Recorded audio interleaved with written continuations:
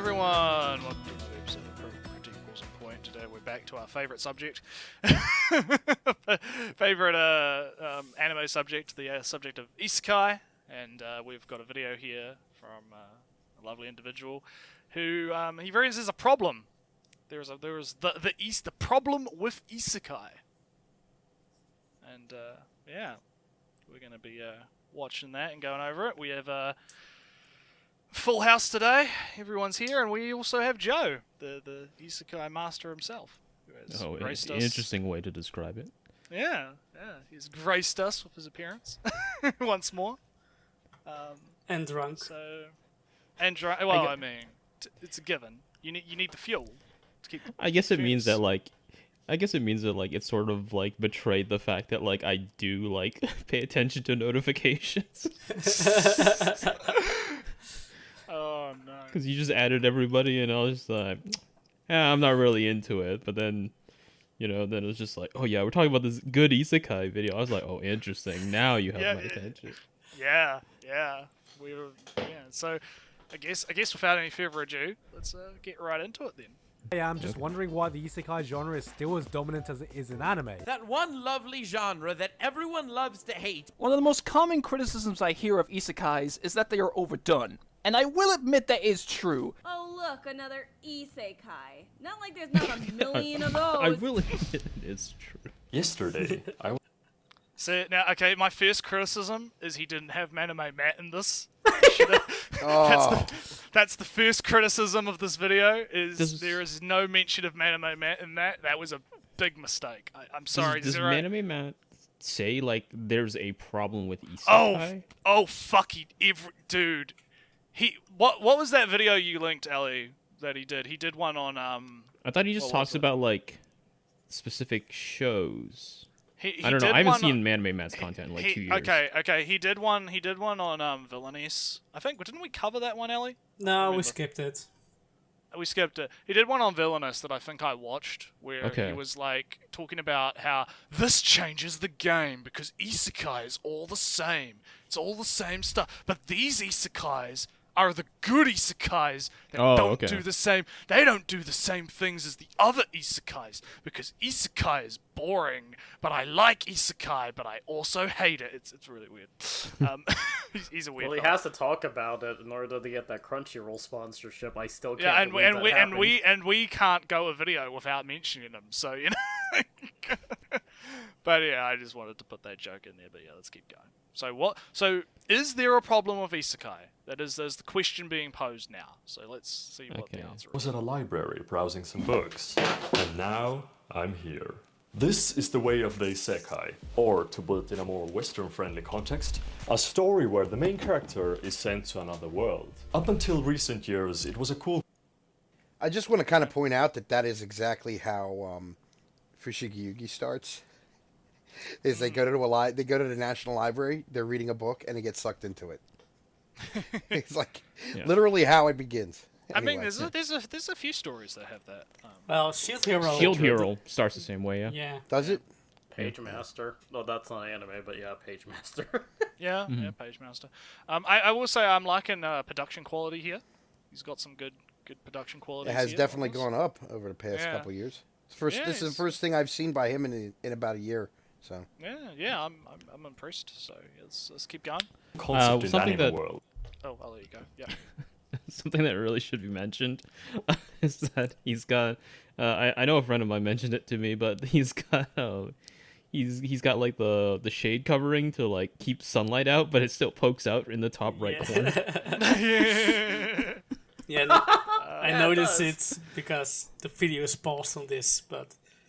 I wonder if he has like a place that's like underground where he could have recorded this. I mean, look, it's those kind of little things that make this really it's endearing, right? Yes. He tried. He tried. It'd be really cool to like film a video, but we're all in like in a basement or like it's some place that looks like you would probably get killed, like Mr. Plinkett's basement. Yeah, we go. We're going to film Critical Critique in an abandoned military bunker in Russia. I mean, that would be kind of top tier aesthetic. It's That would neutral be- ground for all of us. Yeah, That'd you be like have, some you're new in the Grumpy OG-Sean, like, You're in- kind of stuff. You're in the missile silo, and you have like all the echoing and shit going in through the mic as well. Like you have to like that would be dope actually. That'd be great. But anyway, It would be pain to edit. it would be. But yeah, let's keep going. You had a few shows here and there, but then the boom happened. Oh, suddenly we got 4 5 isekai shows per season. To put it in perspective, each season around 35 to 45 anime shows are released in total. So that's around 10% of shows that are airing. I want to and give it's not some that there is a context problem. as to like this video, because I don't know if like I'll ever be able to mention it organically. But I do want to give some context in that like Mudan TV reached out to me multiple times like during the process of making this video. We talked both over voice, and he had like a very different idea for like where this video was going to go, because like I was very active and to some people maybe overly critical on his initial scripts, Right. because again, I don't know how much I can mention, but before like his old scripts were like very sort of like very stock anti-tuber kind of stuff. Okay. Yeah, I'm That's just interesting. and more on another point maybe is that I like his showing how much shows are released every giving some real data behind what he's saying. It's good data and it's good context as well. Like he's saying, look, we're getting free. We're getting like, we were getting 3, and now we're getting 4, and then we're getting 5, and then he's now going, okay, well, we get around 30 to 40 shows a season, right? Well, And this is so it's kind of like this is why this is significant, right? Well, because we're only getting this many shows, and a chunk of them are isekais. yeah, but so. It's also, like, the very- total shows, right? These are total shows, not 38 Yeah, isekai shows. I think they're Yeah, total new He's- shows. He I said think- that this is he's saying this is the total amount of shows per season. Yeah, this Like, isn't this is not like continuing shows. I think because if you add continuing shows in that, this would probably be a lot higher. I'm not sure. I get the feeling he's probably just counting like everything that came out that season. I'm not. I would have to. Yeah, Maybe a clarification of that might have been good, possibly, as to whether or not he was including continuing. yeah, or but this isn't a new shows. dissertation, right? So Yeah, it's a bit of a nitpick, right? It's a little bit, like. Other than that, I think this is fine, right? This is saying, hey, look, 5. We started with 3 isekai shows, and then we got to 5, and now I'm going to show you how this is important by comparing it to how many shows we get. So yeah, I think this is fine. This is good stuff. I also like he also showed 2 shows when he talked about like, oh, we've had isekai for like a long time, it's not that new, and so on and so forth. But one of the things that I think is like interesting is that he shows No Game No Life and Overlord.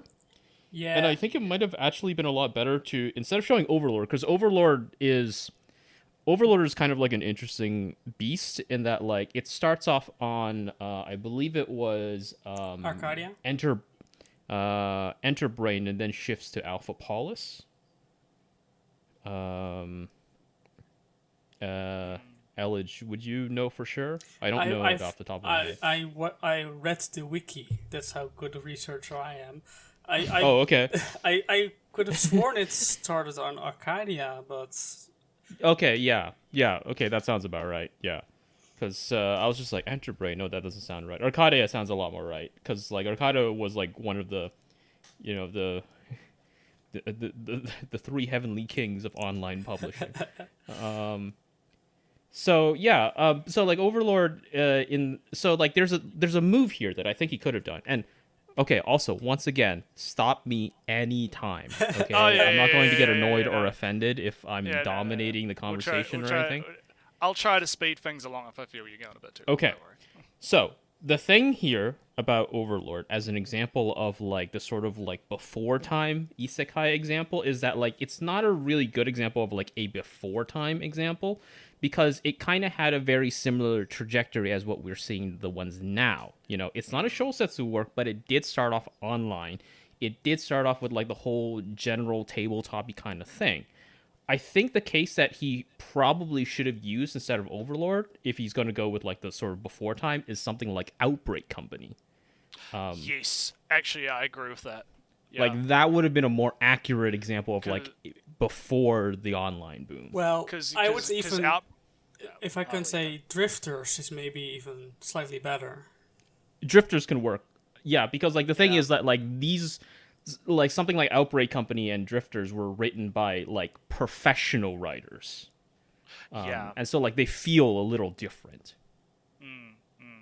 Yeah, no, I get you. I think that's quite right. But yeah, let's keep going and see where he takes this point. With the genre, we're getting the same ratio of romance shows, slice of life shows, adventure shows per season, but with Okay, I want to point out. I know we just did a pause, but this is good because he's saying, yeah, we got all these isekai shows, but we're also getting the same ratio of all these other genres. Right? Well, going how far back? That's my question. Well, I mean, I think he's just talking in the generalities of like modern stuff, right? So he's talking. So he's just said, yeah, there's 30 to 55 shows a season or whatever, right? Something like over 40, the past decade. Yeah, 40 shows. Let's say on average, like you get 40 shows a season, right? 5 of those could be isekai now, but we're also getting 6 romance, right? You know, we're getting X amount of slice of life, we're getting X amount of adventure. And I think that's really good to talk about in the context of people saying, oh, there's too many isekai everywhere. But if you actually, like, because we do cover, like, the anime charts every now and then, even though those videos do extremely poorly, right? Yeah.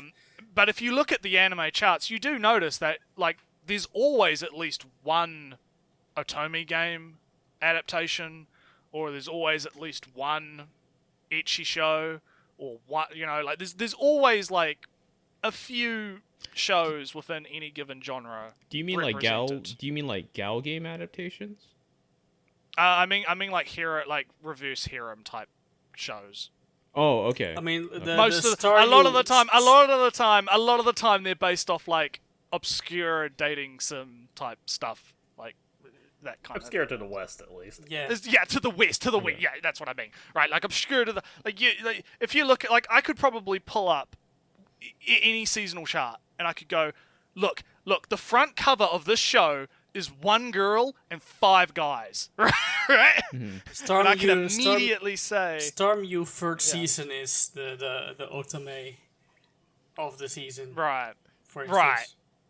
Yeah, that's kind of what I mean. Like there's always going to be like those shows, like you might get different ratios of these shows per season, but there's always usually like the representation. And I think a long time ago I was arguing with someone about this as well, where they were talking about, there's so many of these one particular type of show on the thing, and it's like, well, if you actually look at what's coming out, it's a lot more diverse than you think it is. Right, but to go back to Mura's point, yes, these shows are not being pushed away by isekai.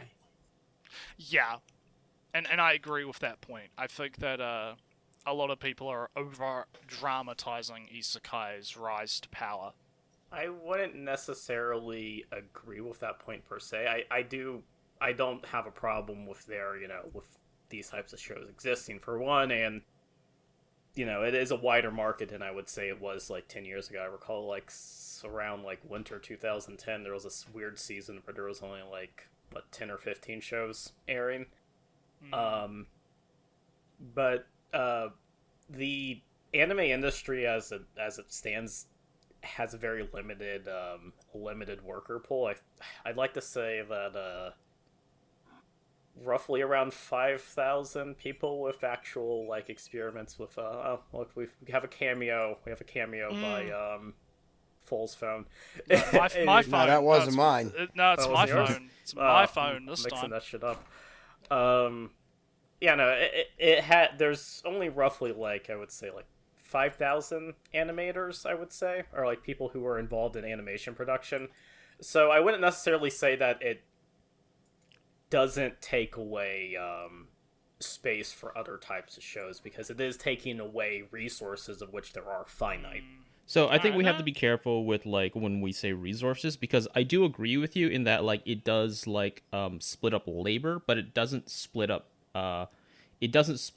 capital injection.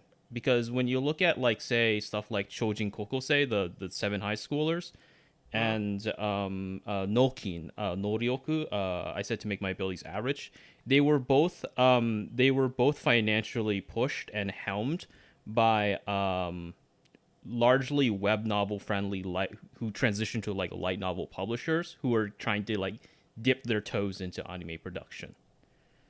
So it's not like we would have lost out on like money that could have gone elsewhere. I do agree with you on like the labor aspect. You know, we have such a very limited pool right now, and you know some of that is going to like production of isekai.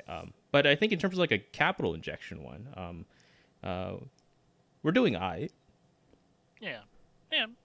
I'm of the personal opinion that we're just kind of they're producing too much anime in general, and that could have consequences, and could be having consequences. Like for example, like they talk about you mentioned the labor, and it's like the work hours, the pay, a lot of these things a lot of people have complained about, and could that be alleviated if people like just kind of like sort of reorganized a little bit? Well, there are produce less, but there are maybe initiatives going on, but I think that's going straying a little bit too far off the video. Yeah, I think Phil makes a good point, but I think that it's possible. Yeah, it is a little off topic. It is. But anyway, let's continue. Isekai anime, the problem lies with the execution. For example, in the ecchi genre,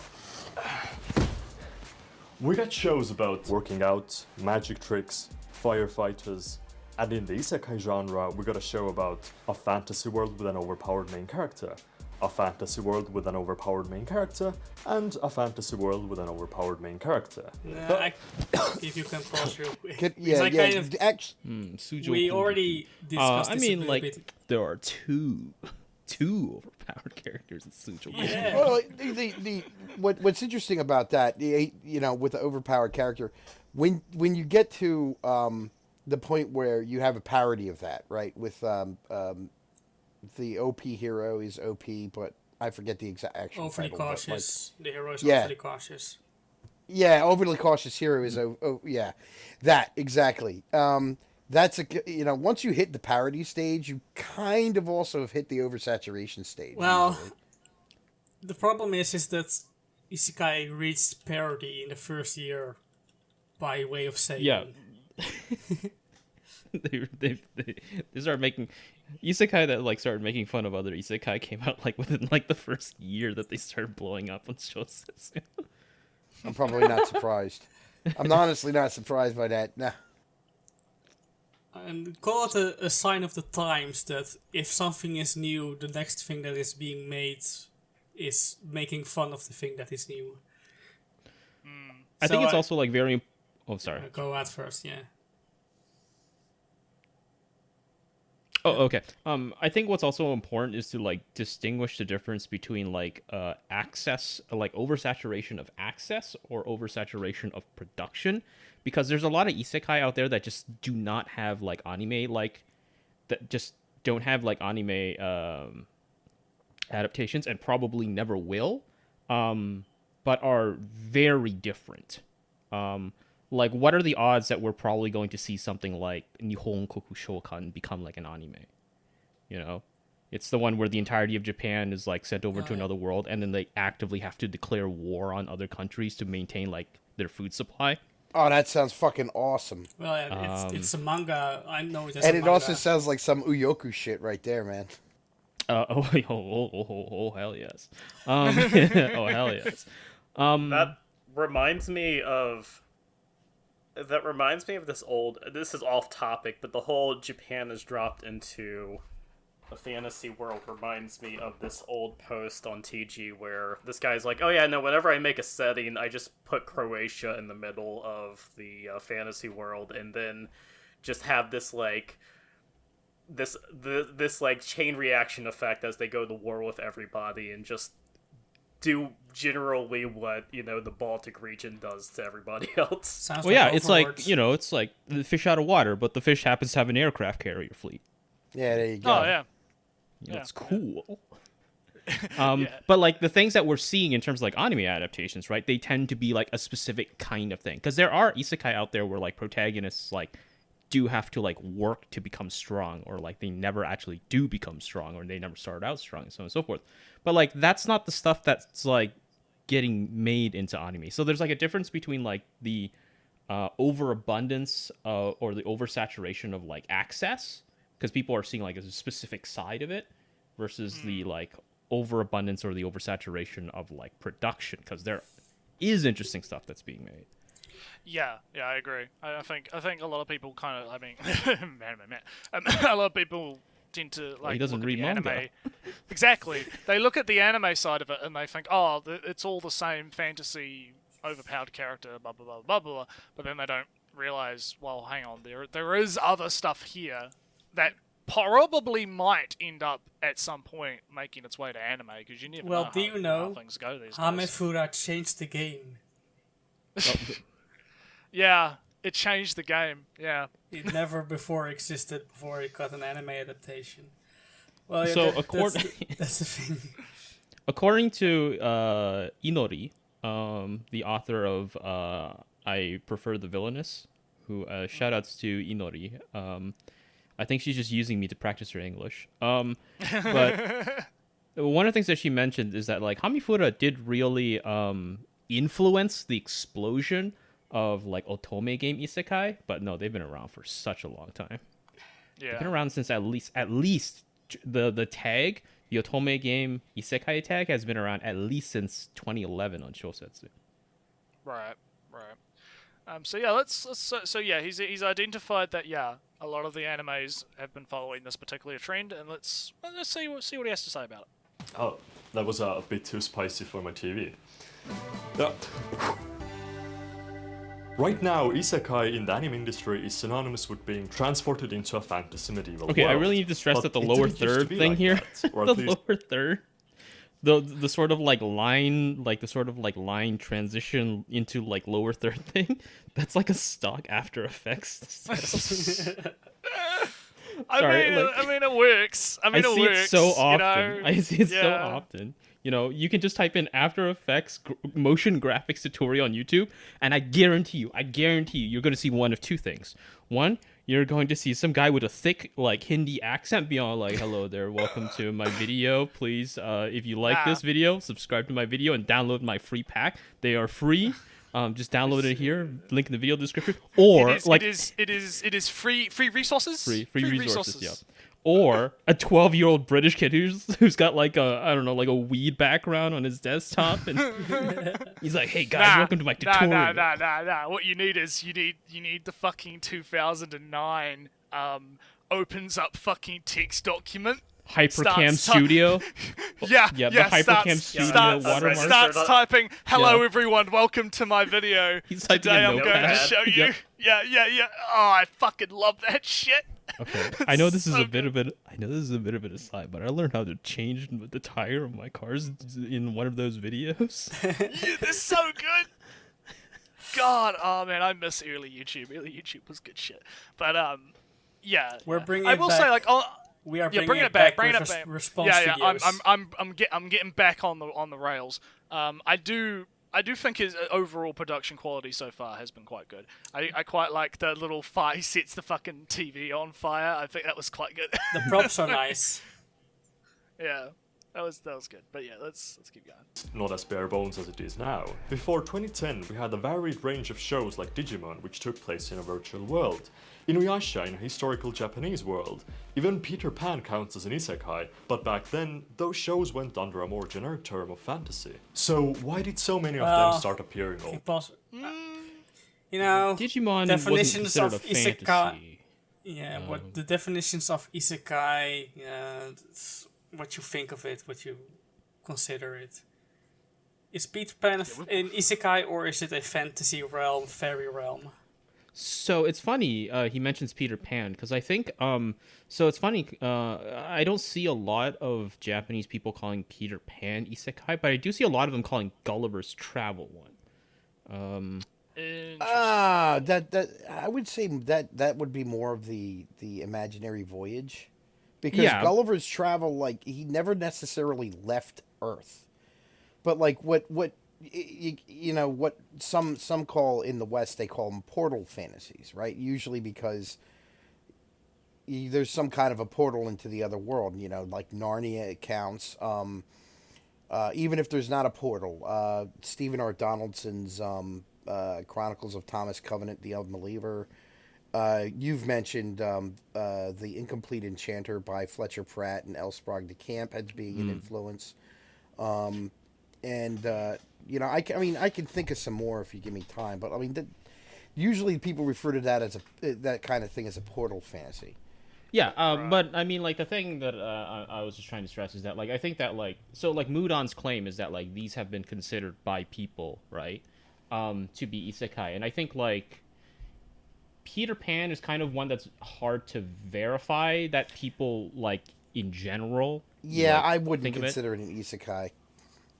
Because you don't necessarily leave our world in Neverland. You just head to the second star to the right and straight on until morning, right? I mean, that's kind of how you get to Neverland. And apparently pirates can get there. To be honest, I have no idea. I don't know anything about Peter Pan. The metaphysics of Peter Pan, I'm not entirely sure as to the... Yeah, it's... There's probably an analysis video somewhere. There's an analysis video for everything. I wouldn't be shocked. Yeah, maybe. I mean, I would say no, but, like, again, we are kind of sort of nitpicking. That's getting into ground that we've kind of already I would also, I would also say, I mean, some people might say the Wizard of Oz is, and I would argue that Wizard of Oz isn't. The problem is, of course, are we going with the literal meaning, descriptive other or prescriptive, etc. Yeah. Yeah, and we've kind of covered that in past videos as well a little bit, where we've talked about, like, what our definitions of isekai are and that kind of stuff. So I think that it's treading old ground, but I do think that it's a little shaky, but, you know, let's see if he recovers. At once, and in the same vein as to create the subgenre that's now in award shows and makes seasonal anime watchers wince in pain. 4 brand new series this season are all isekais. 4 isekais this season alone. What the fuck? The boom happened around 2012 because of Sword Art Online. Not isekais.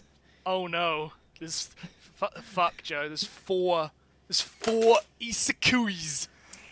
I feel like people complaining about the promulgation of isekai now forgot, like, the golden age of the mid 2000s when we had like Battle Academy shows. Dude, fuck, it's like everyone's just forgotten the Moe boom. Like, it's just been memory hold from existence. Yeah. When K-On! Dropped. Yeah. K-On! Dropped. It was like, well, everything fucking after that, Moe, like, all over A-Channel, the place. Shiki, like, all this shit. Yeah, people have just memory hold the fact that was a thing. I think. Well, I think it's also because most people who are into anime now probably started getting into it around, like, 2014, 2015. From my personal subjective experience of people I know, or people I'm like, you know, acquaintance with, or groups I hang around, a lot of people tend to have, like, started getting into that stuff, I would say, like, 2014, 2015. Yeah, right around when the Moe boom died. Yeah. I feel like what I find... What always really entertains me is when some, like, you know, 30-something starts flipping out about, like, how nobody watches Moe anymore and they consider Haruhi Suzumiya old, and I'm like, how does it feel? Yeah. How's it feel? I remember 10 years ago when you were giving me a hard time for, like, Robotech, and now you're gonna be like that. How's it feel? Dude, I remember the good old days of Haruhi when I got banned from my high school library computer. I tried to torrent it using LimeWire on the computers. Oh damn, that's so cool. But to go slightly back, Classic. is Do You Love Your Mom and her two-hit multi-attack in Isekai? So that one is kind of weird, because it's implied at the beginning of the story that it is not another fantasy world, that it's less like a really complex like VR. But there's like a lot of hints that get dropped later down the road where it's just like, no, something's off. All right. But it's like one of those like weird stories where like it kind of just like tugs at you. You're like, well, maybe. I kind of feel that way about Log Horizon. Well, Log Horizon has like a kind of like Log Horizon is kind of pretty explicit about like what it throws at you, right? Because like they flat out say like the people of the land do not act like NPCs. Something's wrong, you know? Yeah, and I believe, and slowly as the story's progressing, like there's been like, you know, people have been learning how to not use the UI, and they can just do skills without having to like, you know, like there's a lot of stuff in Log Horizon that's very heavily implicating that as the story's progressing, the game is slowly becoming less of a game, right? And that's one of the things about Log Horizon I find really interesting, to be honest. But yeah, it's But anyway, let's keep going. Line.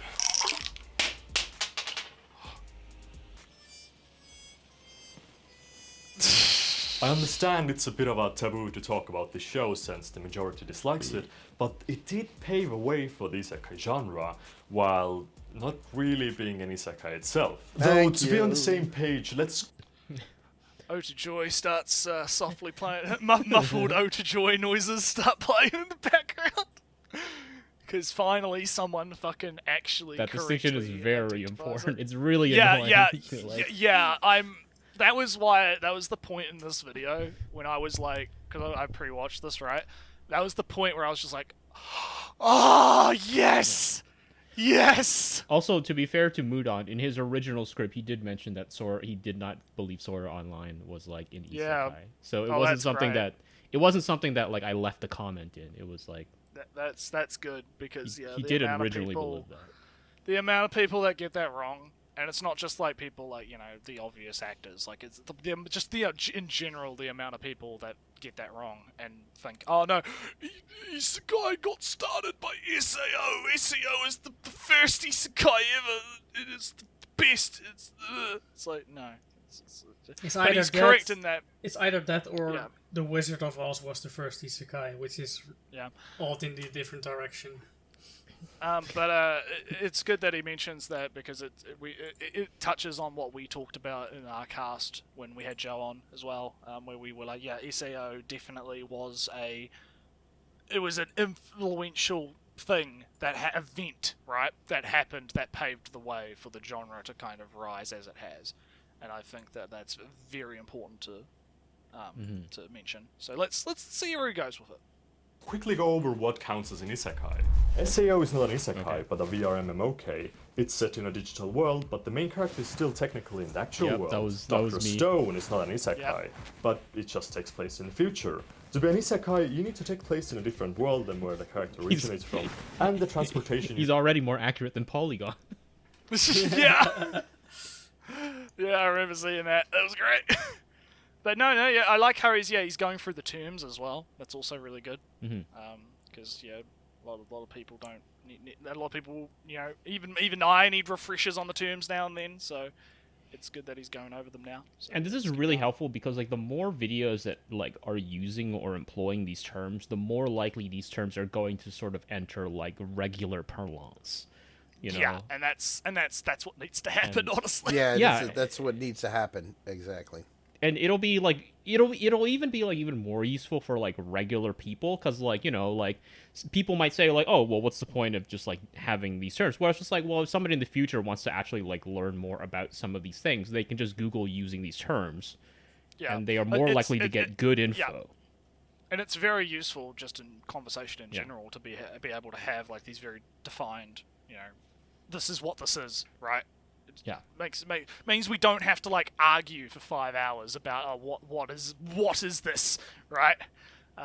Humans categorize things into categories for a very, very, very specific reason. So yeah, let's keep going. Usually falls under these three categories. Rebirth, where the main character dies and is resurrected in another world. Yep. Summoning, Tensei. where the main hero is transported to another world Shokan, because of something that's happening over there. And item, which is the most vague, but the transportation happens on the main character's end because of what they do, like going through a gate, item stone, is etc. fine. Now that Yeah. I like Sonic X in there. That's a good one. Yeah, the Japanese term is the Japanese term is transition. It's tenni, tenni or transfer. But item works fine. I feel like item might have. I feel like item could accidentally get confusing because people might say, "Oh, so like you mean like Truck-kun?" Shield Hero is item. Yeah, it's a but like it's a sometimes there's like not really an item. Like sometimes they literally just walk through a door and they're just in another place. Well, I think that's the whole point of bringing up gate, right? Because it's not an item they pick up. It's like there's literally a door. Yeah, or a it's portal to another world. Literally a gate. It's literally a portal through space-time or whatever. Which is why, I think the Japanese term like tenni or transfer makes more sense. Like you're transferring with or through something. Yeah, I would agree with that. I think transfer, like in an English context, I think transfer would be a lot better. Yeah. Totally.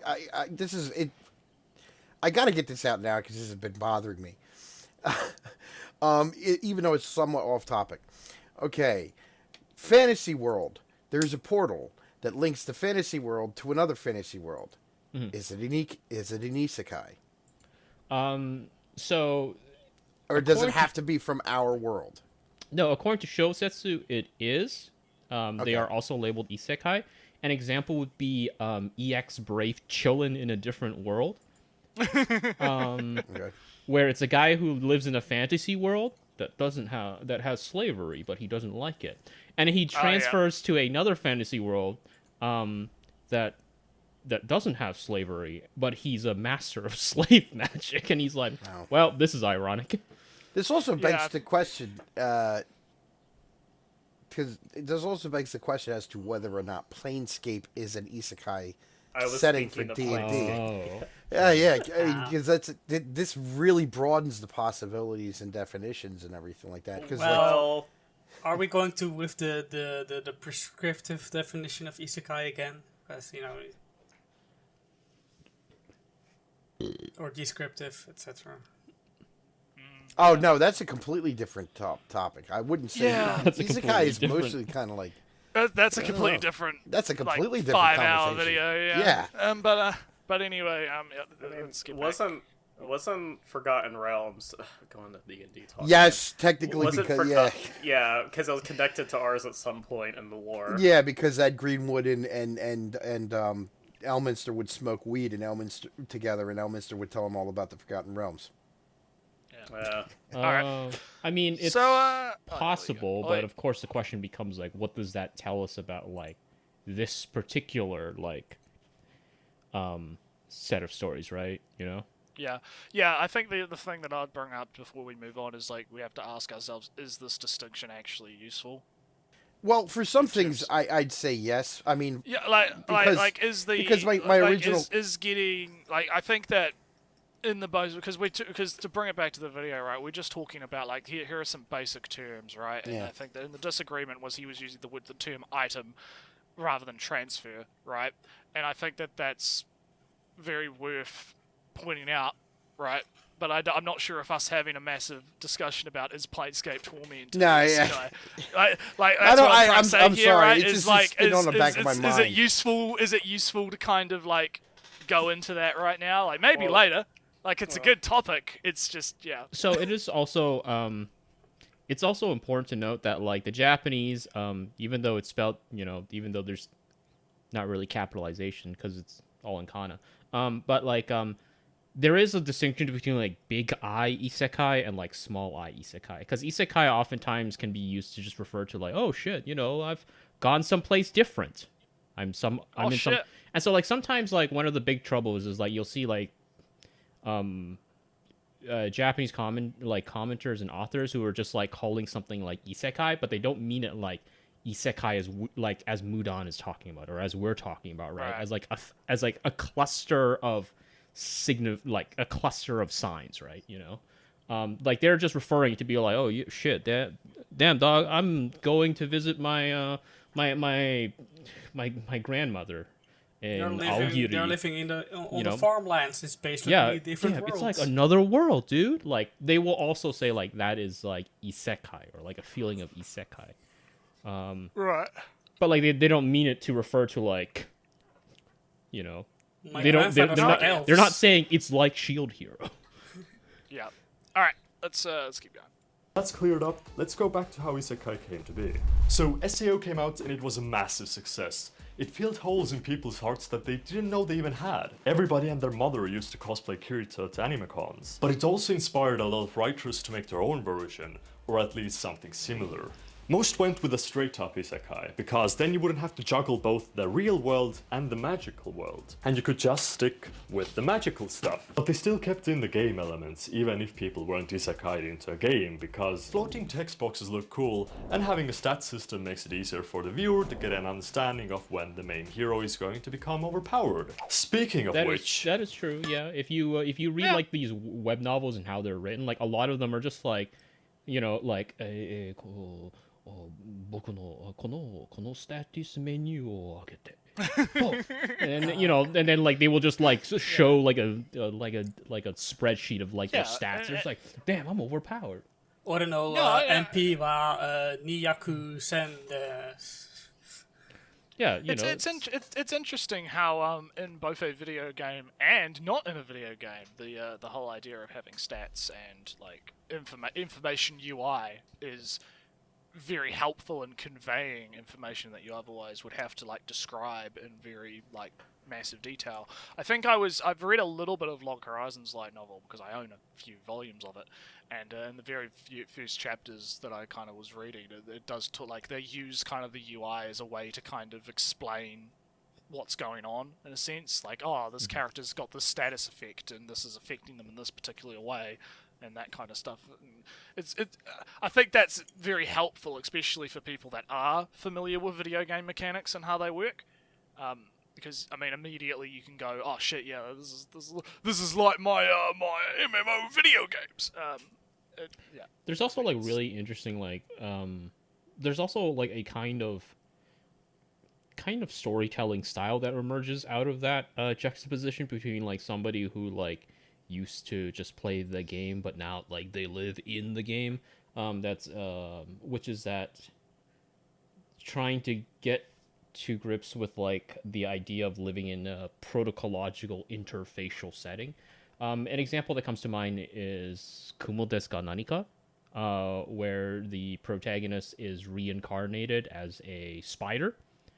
Nice. And then the first thing that she does, right, is she essentially like uses her skill to like open up like statuses, but she doesn't specify what to open up, so like everything around her just like pops up. So she just gets like an endless barrage of like pop-ups, and she kind of just like briefly goes insane from all of that. And if you read the original like web novel and how it's written out, I don't know what it's like in the light novel, but if you read the original web novel and how it's written out, what Okina Baba, the author, did was they literally just spammed like a whole page worth of the kanji for stone, ishi. So like they just spam just constantly the word ishi over and over and over again. Because she's in a cave at this point. Yeah. That's interesting, and I think that leads to very creative storytelling techniques. Definitely. In later chapters, volumes, she uses the status menu on everything. She sees something, first she thinks it's a status menu on the enemy, on enemy. How much HP, what's their level, what's their skills, what can they do, where did they come from. It's her primary way to investigate and learn about the world. And that skill gets quickly overpowered, where she can do skill checks on skill checks, like, oh, this is this spider is the Alenfrian spider. Check on Alenfrian. Alenfrian is this on the continent of Blargol. Check Blargol. So on and so forth, right? Yeah. But I want to mention that status menu are more popular because everybody knows games, but it isn't limited to Isekai. Because, Yes. Danmachi is the biggest example of that. Yeah. Which is fantasy, but everybody who is important has a status. Dungeon. Yeah, they're called dungeon types, yeah. Dungeon K, types. Yeah, dungeon K. Alright, let's keep going then.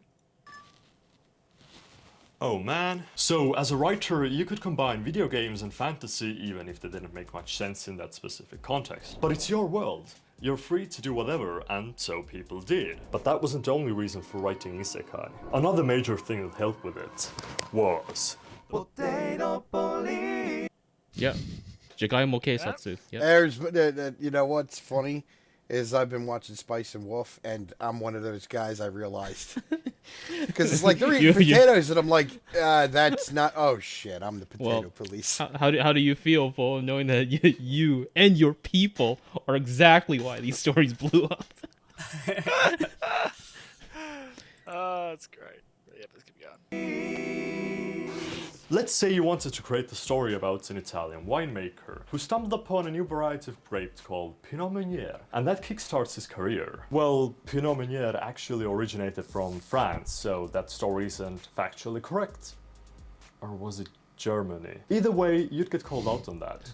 And if there were some wine police in my comment section, I'd most likely get called out on my lack of knowledge too. Or maybe you want to create a historical story in classical Japan, where you're just a farmer who grows some potatoes, but nope. Potatoes were introduced to Asia during the 16th century. You did an oopsie, and now you got the potato police on you. Warning. This man has committed a slight mistake on the internet. Get him. Yeah, they're also called archery police because, surprise, surprise, these people also criticize archery. Yeah, oh yeah, I've heard about it because I'm a little bit of an archer. I'm not very in depth in it, but I know there's a lot of people that would go, well, this is gonna go really off topic. But well, there's different types of archery based on where you're from and the size of the bow. Yeah, right. Yeah, and there was a lot of drama about Slingshot Channel's device that he's made. The fucking he's made like this wooden device that allows you to it's almost like a bolt action arrow thing that you can put any bow, historical or otherwise, and you can attach it to the bow, and it's like you could just pull the handle back, pull the trigger, and it basically turns it into a crossbow almost. I think I've seen that. It's actually really cool, but people were getting mad about it because there were a lot of people making videos about it, being like, "What if this was made during the medieval times?" Because he's made the thing only out of wood, and you can easily recreate the same effect without using a spring by just having another bow tied to the back of it to create a friction system. Go look it up. It's interesting. It's interesting shit, right? But people were getting really historical policey about it because they're like, oh no, they couldn't make something like this because this wouldn't have changed the bloody. And then people were starting to get really almost harassing about it. Well, it's funny. Sending really vile shit. It's crazy. Funny because I've seen people make the assumption that. You can't they didn't have repeating rifles in the 1700s or something like that. And I was like, yeah, they did. It was just horrifically expensive and cost prohibitive because of all these different. Wasn't a thing. Exactly, that's part of it. Yeah, all kinds of factors that were involved. It's like how rifling was a thing all the way back to I would say late 1500s or something, but it wasn't ever widespread. Yeah, because it was so hard to do. Yeah, until the 19th century. Yeah, but yeah, the potato police are Because sometimes the potato police can be wrong. That's kind of my point. Yeah. Let's say if you want to write a story in which somebody has a rifled repeating musket in the 1600s, it's well, technically, actually, there were do that. Yeah, in the late 1600s, there were one or two made that we have. We know they were made, Hell, but that person better be rich. Yeah, and you could actually make an interesting kind of story about that. Yeah. What if you made a story? What if you made a story? Hang on. Okay, this is getting really fucking off the track. Yeah. What if you had the story? Sometimes the potato police can be wrong. Is my point. The story's plot would basically be following the gun. So you would have the gun, and then you could do like a series of short stories of like, oh, so the gun was commissioned by this rich noble, whatever, because he wanted to have like a really strong weapon to protect himself. Yeah. But then his castle gets overrun, or he gets like, his home gets raided, and he ends up getting killed, and then the bandit takes the gun, and then you could follow the gun's like history So, right up until like it gets discovered by some archaeologist. I'm going to pitch your idea to not a publishing company, and I'm going to make a lot of money. So, but Naretsu, the point is not whether or not the potato police or the gun police is wrong. It's how many of there are there telling you that you are wrong and downvoting your story because it's wrong. Yeah, so it is all. I think. I know exactly how you can overcome this. Well, but make your potatoes transgender, and then nobody will say anything. Joe, go on. So Ellie is like, so Ellie is really right on the money when it comes to like downvoting, because so like. The thing about like potato police is that like it doesn't matter if they're right or wrong. The only thing that matters is that they believe they're right. Exactly. And so like that's all that has to happen before like they give you a bad review and then you get bumped down the charts. Right. Yeah. Yeah, ladies and gentlemen, there are assholes in Japan on the internet too. Yeah. Who would have thought? Who would have thought? But yeah, let's continue. Potato police. It's easier to just write fantasy. Sure, you can just say that this thing is a fantasy. You can still create a story in classical Japan about a potato farmer, but if you call it fantasy, maybe throw in a smartphone or two, then nobody can really question it. Therefore, Isekai was a really accessible writing medium for amateur. Yeah, he's a fancy boy. He's got two. Okay, that caught Jimmy, me off guard. Jimmy, why does your mom let you have two cell phones? All right, sorry. Let's keep going. Well, that's interesting to bring up, though, just because a lot of times nobody ever goes into like how community or customer opinion might be affecting the direction of certain works. Yeah, that's true. Yeah, and a lot of it is supply and demand. People want these types of stories, so they upload them. I mean, I talk about it on my second channel. Yeah, it's not in the scope of this video, but the whole the entirety of Shousetsu is giving form of isekai. Yeah, so it is. Shape of isekai. So the easiest way to think about Shousetsu and like how it shapes isekai and like story writing is that like Shousetsu is, a lot of people call Shousetsu like author of our own or like Wattpad or DeviantArt, but it's actually much closer to YouTube.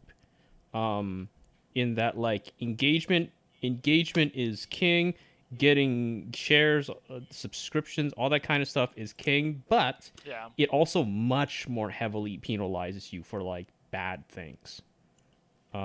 So like if you get a lot of dislikes, if you get a lot of bad reviews, etc., if you get low ratings, they will bump you down.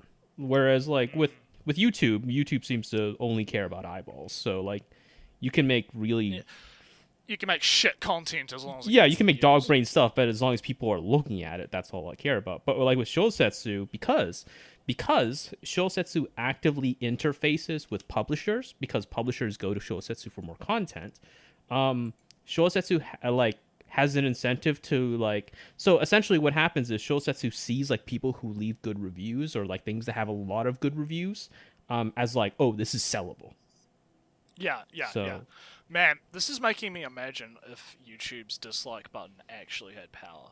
Yeah, well, that's essentially what Shousetsu is. It's essentially YouTube. And that's what I mean. Yeah. But at the same time, it's like it's not people making vlogs; they're writing fiction. Yeah. But like, think about it for a minute. Like, imagine if you disliked a video, it would actively fuck it in the algorithm. Man, that will never get any views, Naretsu. Don't speak those words. Oh, it would be crazy. But anyway, let's continue. Internet, everybody can get the stories out there. Websites like Kakuyomu and Shousetsuka ni Naro allow... Oh, look at that! We were just talking about that, weren't we? So yeah, it's good to get the name drops in there. Good to get them in the. People gotta know about these sites. So yeah, good on them.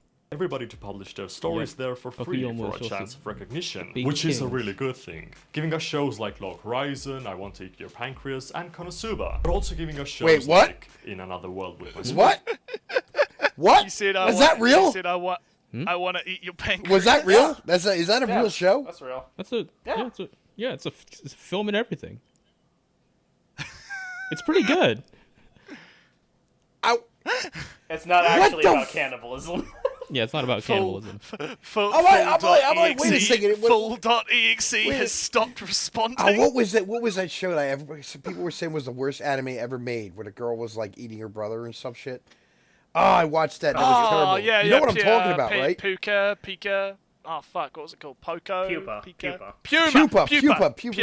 Yeah. Oh my god, dude! The first thing I thought of was like Pupa the Isekai.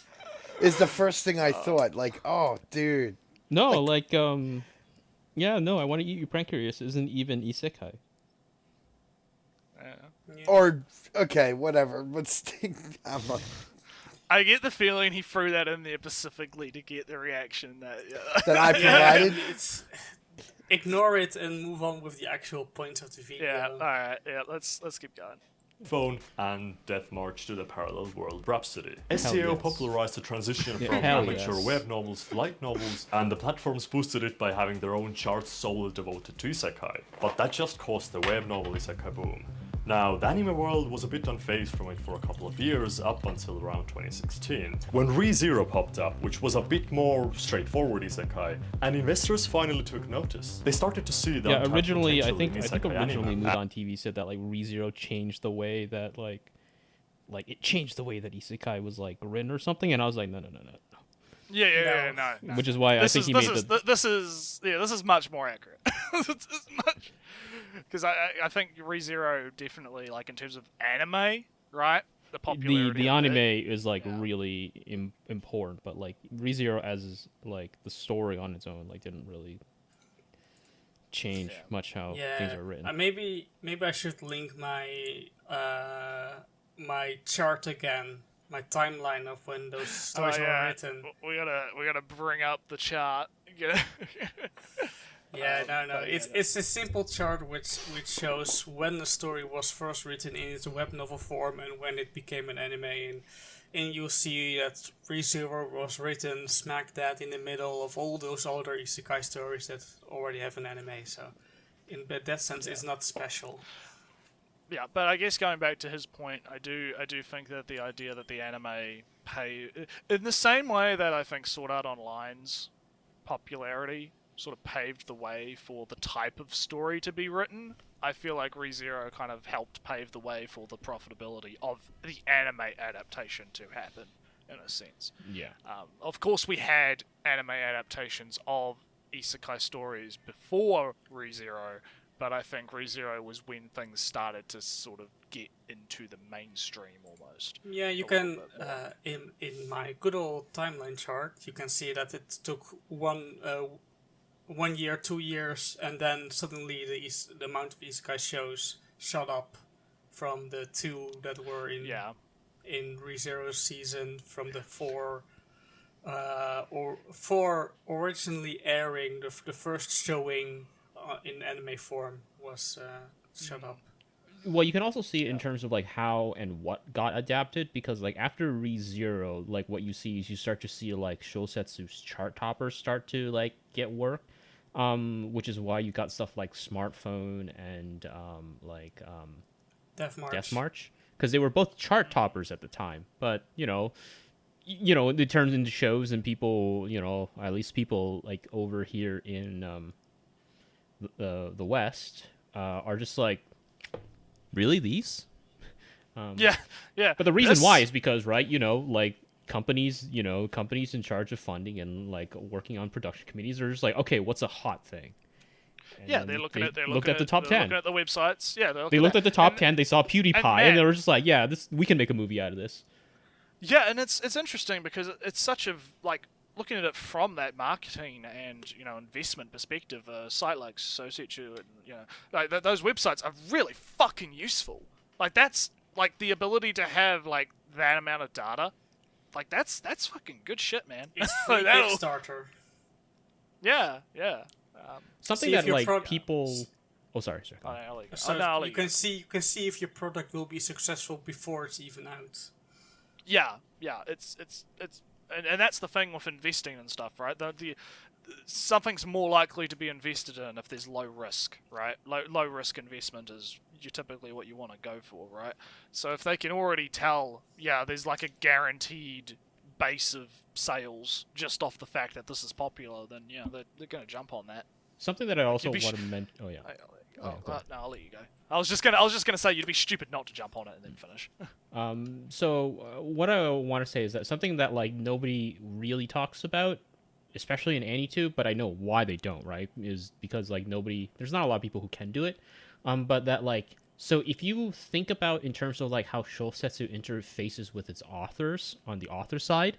So, okay, I have a story on Shousetsu ga Ninaro. It's just an isekai story, right?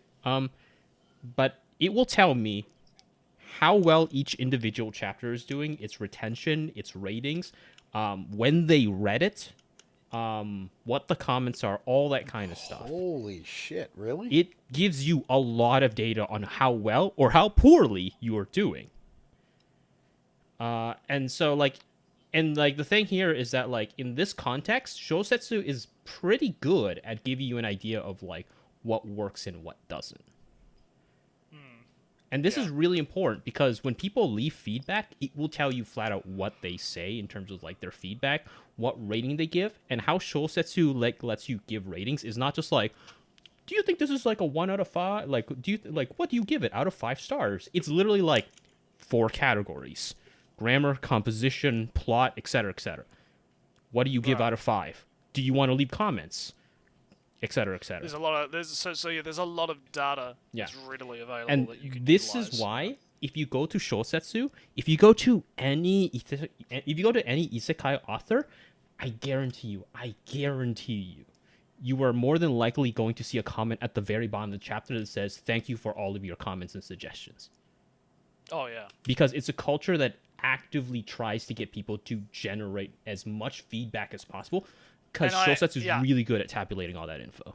And I think that's very good.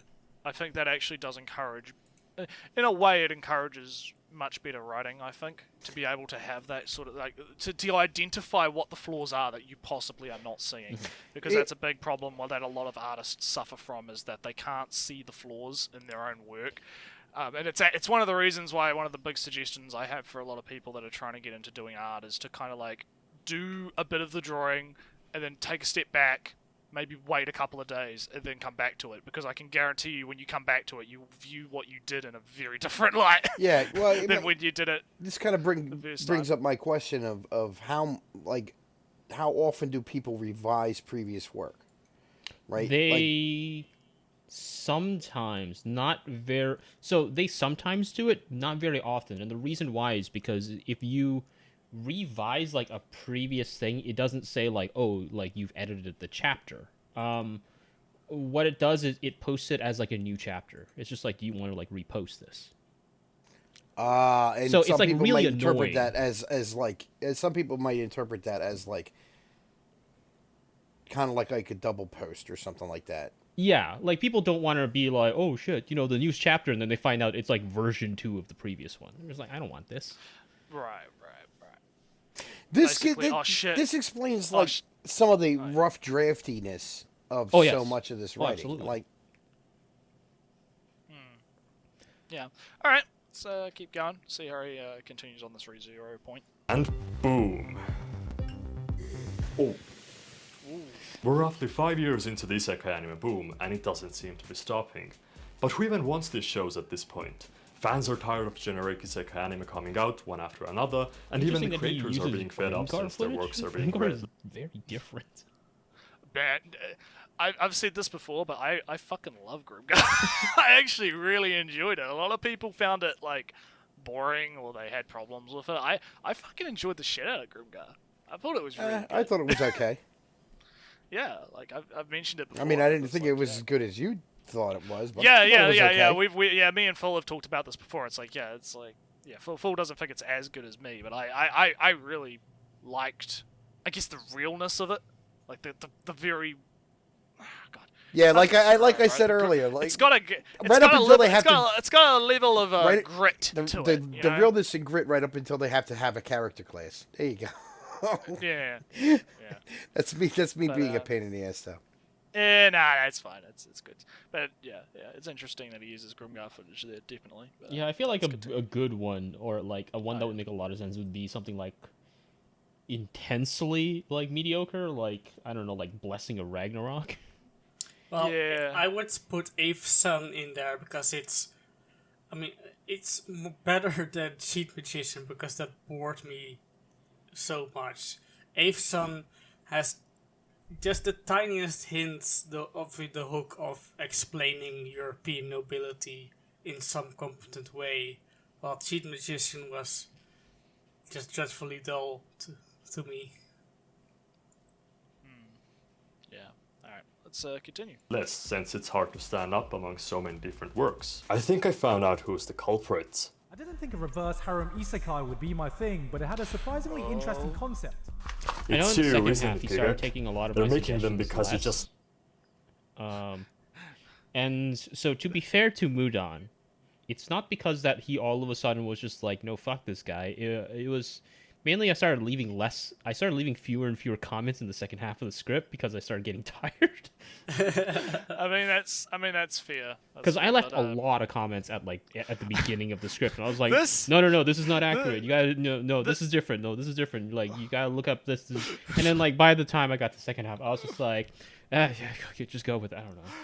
I just want to comment that this pause right here is a very good pause, and honestly, this has to be the thumbnail.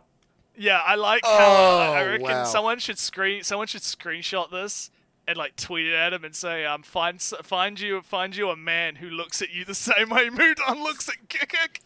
I wish he used screenshot. There you go, got it. Oh. I wish he took a screenshot of Gigak crying about Mr. Anime. Oh man, that's classic. I'm not familiar with the AnyTubers at all, so I don't. That's some deep lore, right? The reference flies right over my Gigak head. made a video when Mr. Anime killed his family, saying how like he felt betrayed and saddened that this thing happened, and he cried on camera. That guy. Yep. Yeah. That was crazy. I need to back up Mr. Anime's videos because I get the feeling at some point his channel is just going to get like deleted. I'm surprised it hasn't been taken down. Yeah, I am fucking shocked as fuck that shit's still there. I mean, I love that it's still up because you can still see a comment like every 6 weeks or so beyond like, damn, your family must be proud of you. Or, Well, I'm glad. There are still comments like that. They come up every few months. I'm glad this all flew right over my head. Darkwing Dork did a video with Mr. Anime, and if you ever want the deep shit, give that a watch. Oh yeah, Darkwing Dork's coverage of it was great. But yeah, let's keep going. Let's find out why Gigak is the problem. Love to eat them up. So apparently I'm not done with the isekai genre just yet, and I'll be waiting for whatever weird fucking concept the genre comes up with next. The trashier the better, isn't it? Yes, as much as we complain, we're still isekai trash. You've doomed us all. It's not hard to figure out why isekai anime is popular. You can pretty much sum it up in one word. Escapism. Which can already be applied. Alright. I have, of course, a small vendetta. No, it's too serious. Now, Giguk calling slime good offends me in some way deep inside. We know, Ellie. We know.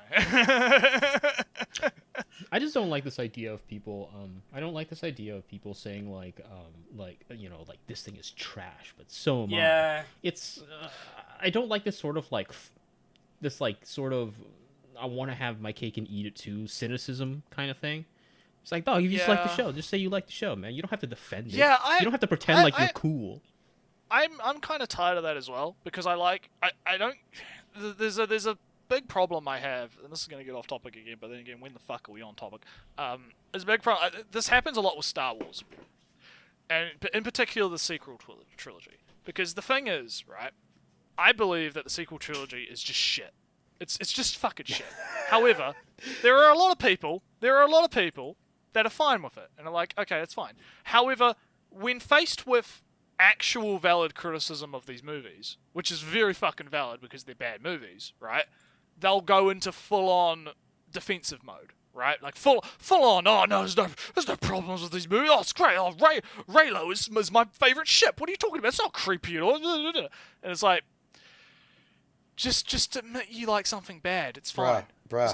There's nothing like. There's nothing like.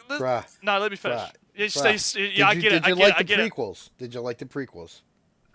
Who cares? Because if you did, then you know how I feel. Like here's the thing, right? I was actually going to say that. I love the prequels, dude. Yeah, dude, that's what I was going to say. I love the prequels, but the thing is, the prequels are fucking not shit. good. They're not good. They're not good movies, and it's like there's nothing wrong. There is nothing wrong with just saying, "Hey, look, I recognize this is bad, but I just fucking love it. It's fucking enjoyable. I love it." Well, the thing is that a lot of people just have problems, like, expressing something sincerely. Like, they need to hide it behind a bunch of irony, like, haha, I like terrible things, haha, rather than just being like, oh yeah, no, I thought that was cool. So let me bring this back to the main topic, right? Is what he's gonna say, right? That the majority of isekai at this point is just straight up escapism? Because I'll meet that with a yes and no. And if you don't like the fact that a lot of it is escapism, because a lot of it is, that doesn't mean it can't also be wrestling with other things.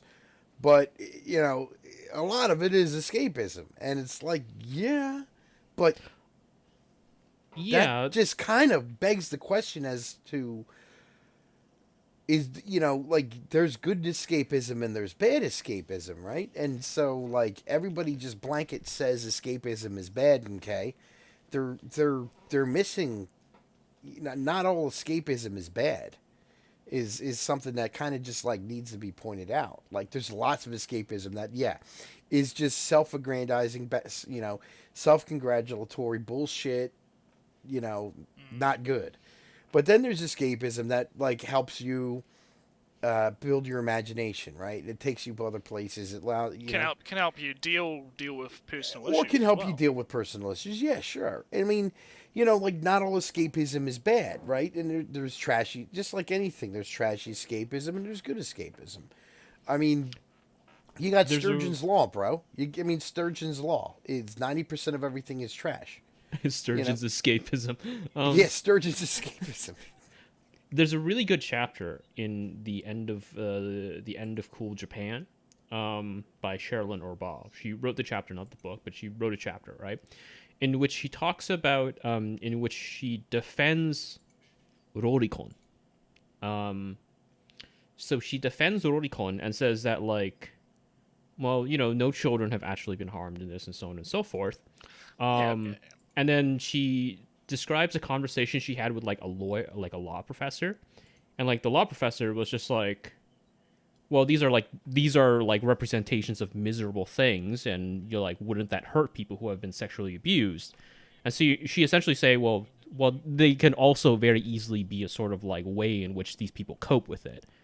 And this is incredibly important because she then goes on to reveal that she was sexually abused. And that's exactly what she wrote a lot of, like, some of this, like, early fiction to deal with that. And so, like, that's a different kind of escapism. Point, yeah. That's interesting. There's also the one. Very famous. Funnily enough, Sargon talked about this in a video years ago. Oh, interesting. The King of UKIP. The King of UKIP talked about this way before then. It was a video, I think, about, like, child abuse or some shit.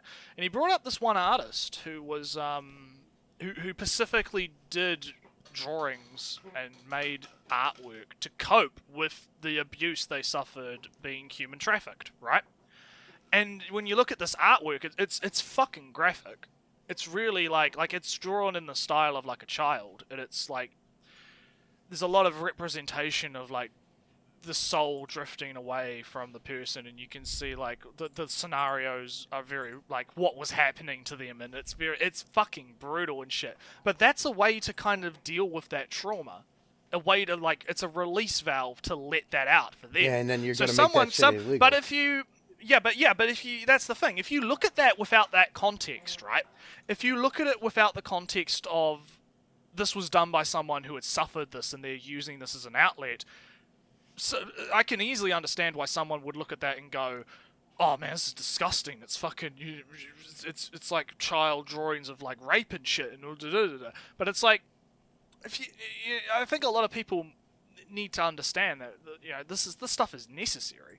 Like it's needed to allow people to deal with this kind of thing. And it's going a bit more into the heavier subject of lolicon and all that kind of shit in general, right? But I think that is a very good point about the escapism, is that it's oftentimes used psychologically to allow people to kind of just vent that frustration. And this is a good opportunity to kind of bring it back around to Isekai, because like one of the things I remember in a conversation with Joe, and Joe said elsewhere, is that what was it like? Which show was it? I think you said it was Shield Hero, where the author was dealing with Ragnarok, like her experiences on Ragnarok Online, and things changing. She was talking about how like she felt left behind because the sort of team-based games were starting to die out.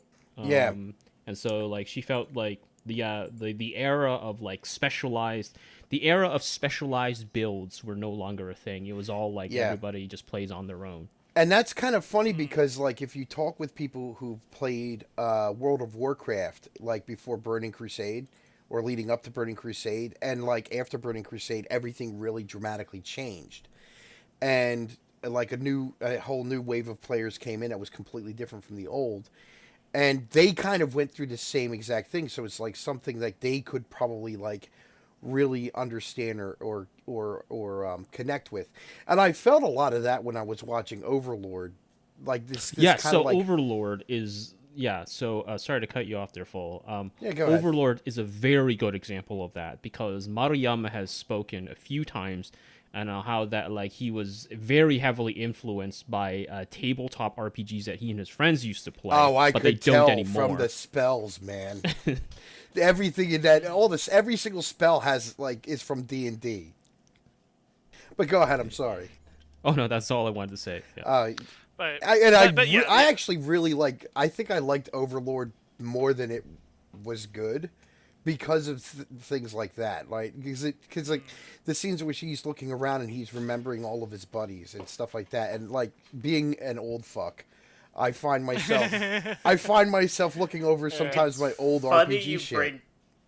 It's funny you bring up Overlord. It's funny that you bring up Overlord and World of Warcraft in like the same conversation, because I have a friend who's really into Overlord, and he played World of Warcraft all the way back from vanilla, right? Yeah. And one thing he said to me to kind of sell me on it when I was when it first came out was, "Oh yeah, no, the whole thing with the guildmates just not being there filled out like way too much." Yeah. Yeah. Just the last scene of the first season is him watching on all his NPCs, the creation of his guildmates, and seeing their personality through those creations, and reaching out but realizing it's not there. Yeah. Have you guys and that's something I've personally been through on a lot of times, where it's just like that's kind of where that's kind of where I really connected with Overlord personally, because I've had all these experiences. Every once in a while I find myself reminiscing about my old friends and things like that, right? Yeah. Oh, sorry. Yeah. I want to get back to escapism. No, that's what I was gonna say. Yeah. So yeah, it could, escapism. Well, this is just more Overlord stuff. But Elich, have you read the most recent light novel? Yeah, I'm Witch of the keeping up Fallen with Kingdom? the shorty translations. Okay. Do you remember that scene? There's a scene in Overlord where one of the I'm trying so hard not to spoil it.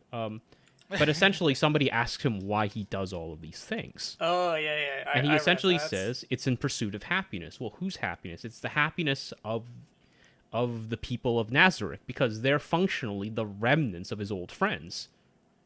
Man, Yeah. Overlord. When you think about Overlord, it just starts to get more and more sad.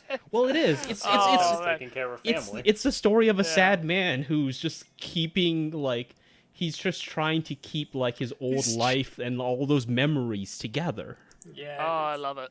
I love it. It's great. But yeah, to cap off this escapism talk, I feel like escapism. Yeah, there's good escapism. There's bad escapism. Escapism is important. Let's see what Mudon has to say about it. Apply to the entire medium of anime itself, but this is more like double escapism even. No longer will you have to escape your average life by looking at some high school students living in their own small bubble, some dude killing hollows, or a mastermind defeating villains. Instead, the main character is you, a normal human being who's fed up with being overworked, maybe has some social anxiety, or maybe just wants to kick back and play games. It's someone you can relate to from the get-go, and instead of just popping you down and showing you a fantasy story, it makes you relate to the character on a much more personal level, which is also its downfall in a way. If everybody likes something and is happy with it, then there's... I feel he's making a little bit too many generalizations in that the character of Tanya before pre-reincarnation isn't really the guy that is lends itself to escapism in a because he's an asshole. He's a cynical sociopath. He's like a big brain sociopath. So he isn't really the good example of a character you empathize with. I feel like that's and a bad therefore person to show. Yeah, a little bit. And I get what he's trying to say. It's just that example was not the best. And Kazuma is deaf, and Kazuma's life also is a being really he's also a really bad example because it kind of it pulls the escapism rug from under him because he doesn't like being in this other world, not really. No, and in Kazuma, well, you could say he is enjoying his new life. His previous life and death most prominently is portrayed as horrifically pathetic. His family laughs at him. That isn't a really good vehicle for escapism and empathizing in that sense with the main character. When he died. Well, maybe it's kind of escapism for people who are real sons of bitches, and they can just kind of say yeah, I'm gonna be reincarnated as I don't know what the fuck. I mean, the closest one is the character of Rimuru in Reincarnate Slime, and well, I think the ones that would have, ironically, the ones that would have made a lot of sense are the ones like Death March, where he died from overwork, and Knights in Magic, where he was also working but got hit by a truck. Yeah, I think that is definitely I get what he's trying to say, right? And it's not it's just The Knights of Magic one would have really worked because he literally jumped into a fantasy world of his dreams, where he just gets to make and play with giant mechs all day. Yeah. All right. Let's continue. Really no reason to change it. Thus, throughout these past years, the whole entire Isekai anime market has gotten pretty stale, and you don't see many improvements being made. There's no point in taking a risk and adapting something creative and unique just to see it fail, if you can take your pick from tons of cookie-cutter Isekai novels that are almost proven to generate money at this point. They might have some minor changes, but that's about it. And not only that, but they're even going back to older Isekai. Can you... because... He's being a little, these top isekai novels are all cookie cutter isekai, and there's no. It's also really important to note that in between all these three isekai, the only thing that connects them together is that a Japanese person went to another world, and they're in a fantasy setting. But other than that, there's not that much that gets linked together across all three of them. I mean, two of them have slaves. Yeah. But it's sure, they're overpowered, I guess, but it's I mean, it's not like all the protagonists are equally awkward. Only one of them is awkward. You're the one who informed me in the first place that a lot of these guys in the forums over in Japan were saying that the Incomplete Enchanter, right, the Harold Shea stories were like almost required reading if you wanted to write an isekai. I was like, or how exactly did you phrase that? I don't know if it was almost required reading, but it was very influential. Which is funny because like Harold Shea and his buddies, like it's been forever since I've read those stories, but they go from like universe to universe, and each one has its own like laws of physics. So I think the first one they jump into is like Celtic. No, it's Norse myth. I think it's Norse myth is the first one they go to, and if I recall, and like they got to figure out like the laws of physics as they basically say that we got to figure out the laws of physics in order to survive and like save the day and everything, and they're OP because like Harold Shea himself is like a psychologist or a psychiatrist, so he's like highly educated, and like and he's going with like all of his buddies from like all of his colleagues, and one dude's a cop, and like so they have all these advantages over like their knowledge set makes them a prime candidate for being OP in so many ways, and figuring out like whatever magic system exists in that setting, or figuring out how to like resolve the situation in whatever world they jump to.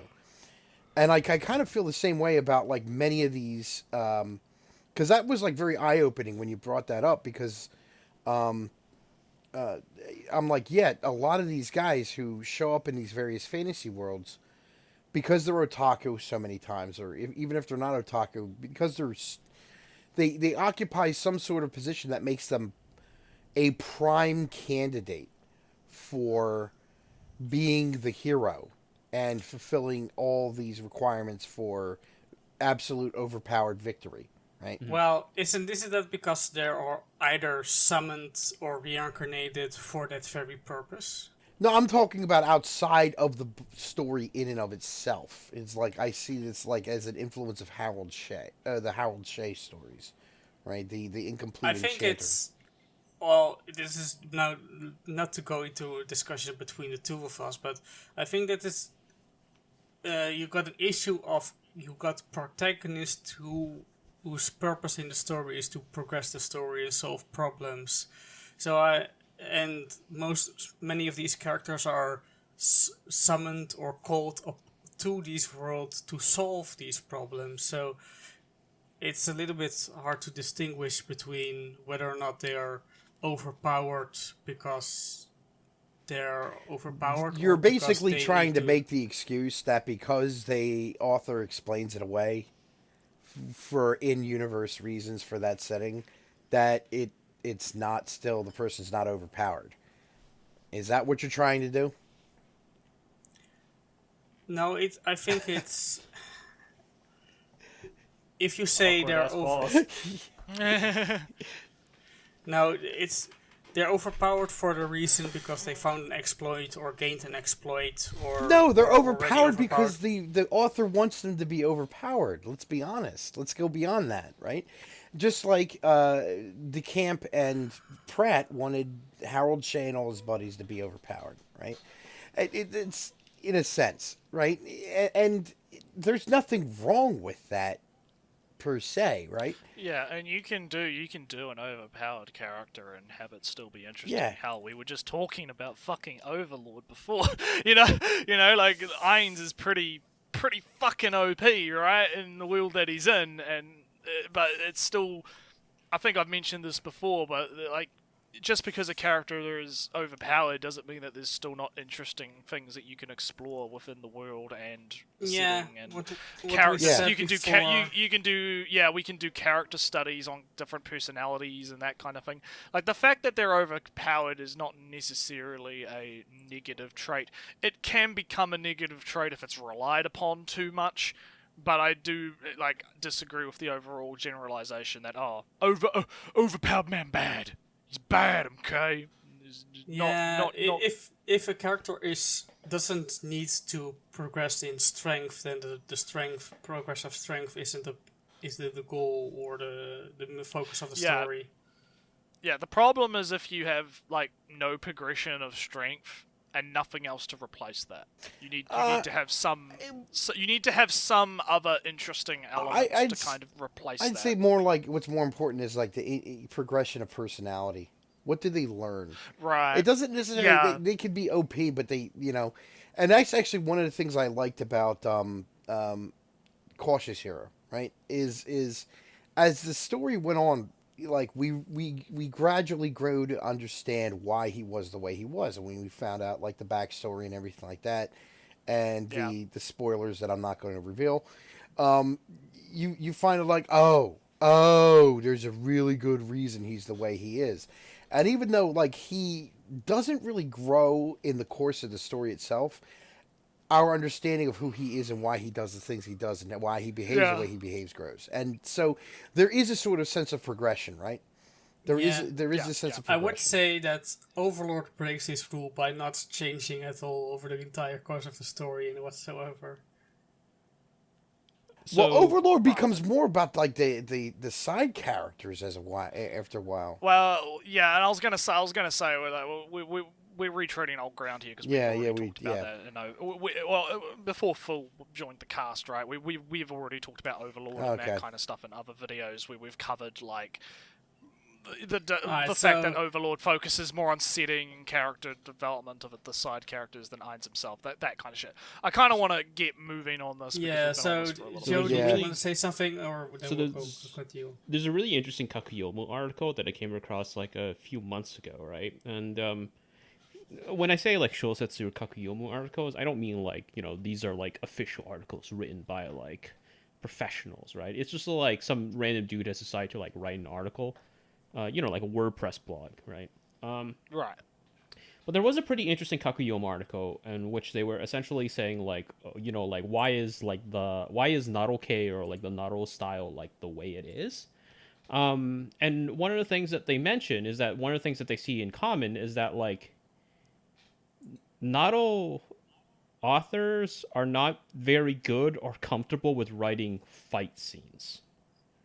And so they have an incentive to write overpowered characters because then these characters just, boom, dominate the fight and then they move on to what they really want to do, which is... Problem solved. Yeah, problem solved. That just reminds me of George Orwell's essay on Boys Weeklies, and he talks about British versus American action scenes and stories and... why the Americans were better because we probably had more experience being violent. That's interesting. Yeah. No, that's interesting though. Because their interest is not to write fight scenes, which is their interest is to like build the world that they want to build, and then just to have people kind of fuck around in them. And of course, they recognize that there's going to be conflict, but they're not comfortable writing conflict. That's interesting because you can tell the difference between someone that understands how to write like a good fight scene, or like even like in terms of animes, like show what a good fight is versus a bad fight, right? Mm-hmm. The difference. So no, that makes perfect sense to me. Like the fact that they don't want to focus on fights as much as like a shonen would, for example, right? Like they want to focus more on the world building. Well, yeah, the thing about like shonen, right, is that like shonen emerges out of the influences of like pro wrestling, and it's like dominated, like it largely dominates like manga. So it's like it's a very visual sort of like genre, right? But isekai did not emerge out of, or as like isekai as we know it today, right? It didn't really emerge out of manga or anime. It emerged out of like these sort of pulpy novels. When you look at like the first like contemporary isekai, they weren't manga. They were stuff like Eiku no Senso, which was a light novel, right? And so like this genre in a way hasn't really developed like a sort of like representational language of how to like do like fights on its own terms. Which is why it's got like, now I cast spell Firebolt, but mine's so strong, so they don't get back up. I have one more stat and strength than you. Yes. You know, and like even even going back to like Overlord, right? You look at the way that Overlord treats its fights. Like, it's not like a lot of it isn't fighting. A lot of it is backstory of character, and then they get fucked up. Yeah. Well, I would say that in the very last... Well, in the last one, right? In the last one, there is a prolonged fight, but a lot of it is just thinking. Yeah. A lot of it is just like, if I did this spell, then, you know, maybe they'll do that. Or if I did this spell, or in Yggdrasil, it didn't work like that. Yeah, it really kind of, like, reminded me of a shonen in that regard. Except instead of having somebody on the sidelines explaining what was happening, like, well, you kind of did. But yeah, it was like, it kind of reminded me of a shonen in that regard. Yeah. All right, that's. I think we've talked enough about overpoweredness, so let's continue. I like Isekai Cheat Magician, which came out after SAO, and adapting those. The thing is that it was one of the first to pop off, generating tropes so he brings it up. He brings up almost like your graph. Yeah, Mr. Alley Man. Talking about the dates things come out. Yeah, good work. Yeah, it is good that he mentioned that, because... Yeah, but I don't know why he's mentioning they're adapting older Isekai after SAO. Maybe it's too long between their pauses, but... Yeah, I think we lost the point a little bit. Yeah, I think he was talking about how like they're adapting stuff that was even before Isao as well. I mean, then you can name something like Drifters if you want to be technical-ish, and maybe skirt a line. You could even say Copcraft that came out like 10 whole years. The anime came out 10 years. Dude, just talk about Dunbine. Oh yeah, or Battle or Dunbine. Yeah, from the 80s. Yeah, but I don't know. I didn't really get his point of they're even started adapting older isekai, because most of the isekai they adapted were written around SAO Konosuba that time. I feel like it's very possible he could have been mentioning something else, and then I probably left a really long Google Doc note, and then he's just like, "All right, I'll appease this asshole," and then he just left that in there. I think the only one I can think of that was an adaptation of an older work that came out recently was, and this is like, it's isekai in the sense that God, just even mentioning it to the isekai is kind of a spoiler, but whatever. But there was an adaptation of, the girl who sings at the end of the world or something like that recently, and like halfway through the game, there's this whole second part where you end up finding it. You end up going to a portal to a fantasy world because it ties into like how time travel works in that setting. So like, that's the only thing I can think of, like, recently during the boom in which they've adapted something that was far older. Alright, let's continue.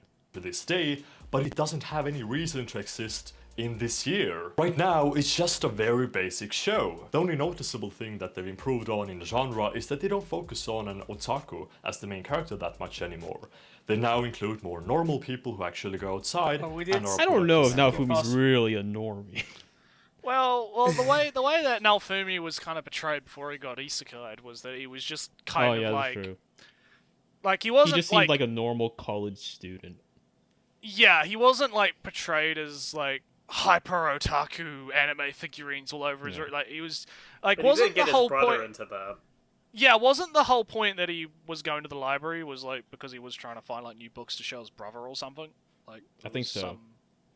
There was like, I could be completely wrong about that because it's been a while, right? But like, I vaguely recall that he was at the library specifically to look for new books to show to his brother or something. Yeah, and I have to say that most, if I have issue, maybe we said it in a previous video, like 2 episodes ago, I think, where most isekai protagonists in anime, of course, aren't otaku. They have otaku knowledge, but they're not otaku game otaku specifically, anime game otaku. So I don't know where this critique comes from, really. Yeah, because that's the thing. A lot of, like, you know, my veterinarian got sent to the whatever, or the lawyer got sent to the or whatever, right? It's they are otaku, but they're not.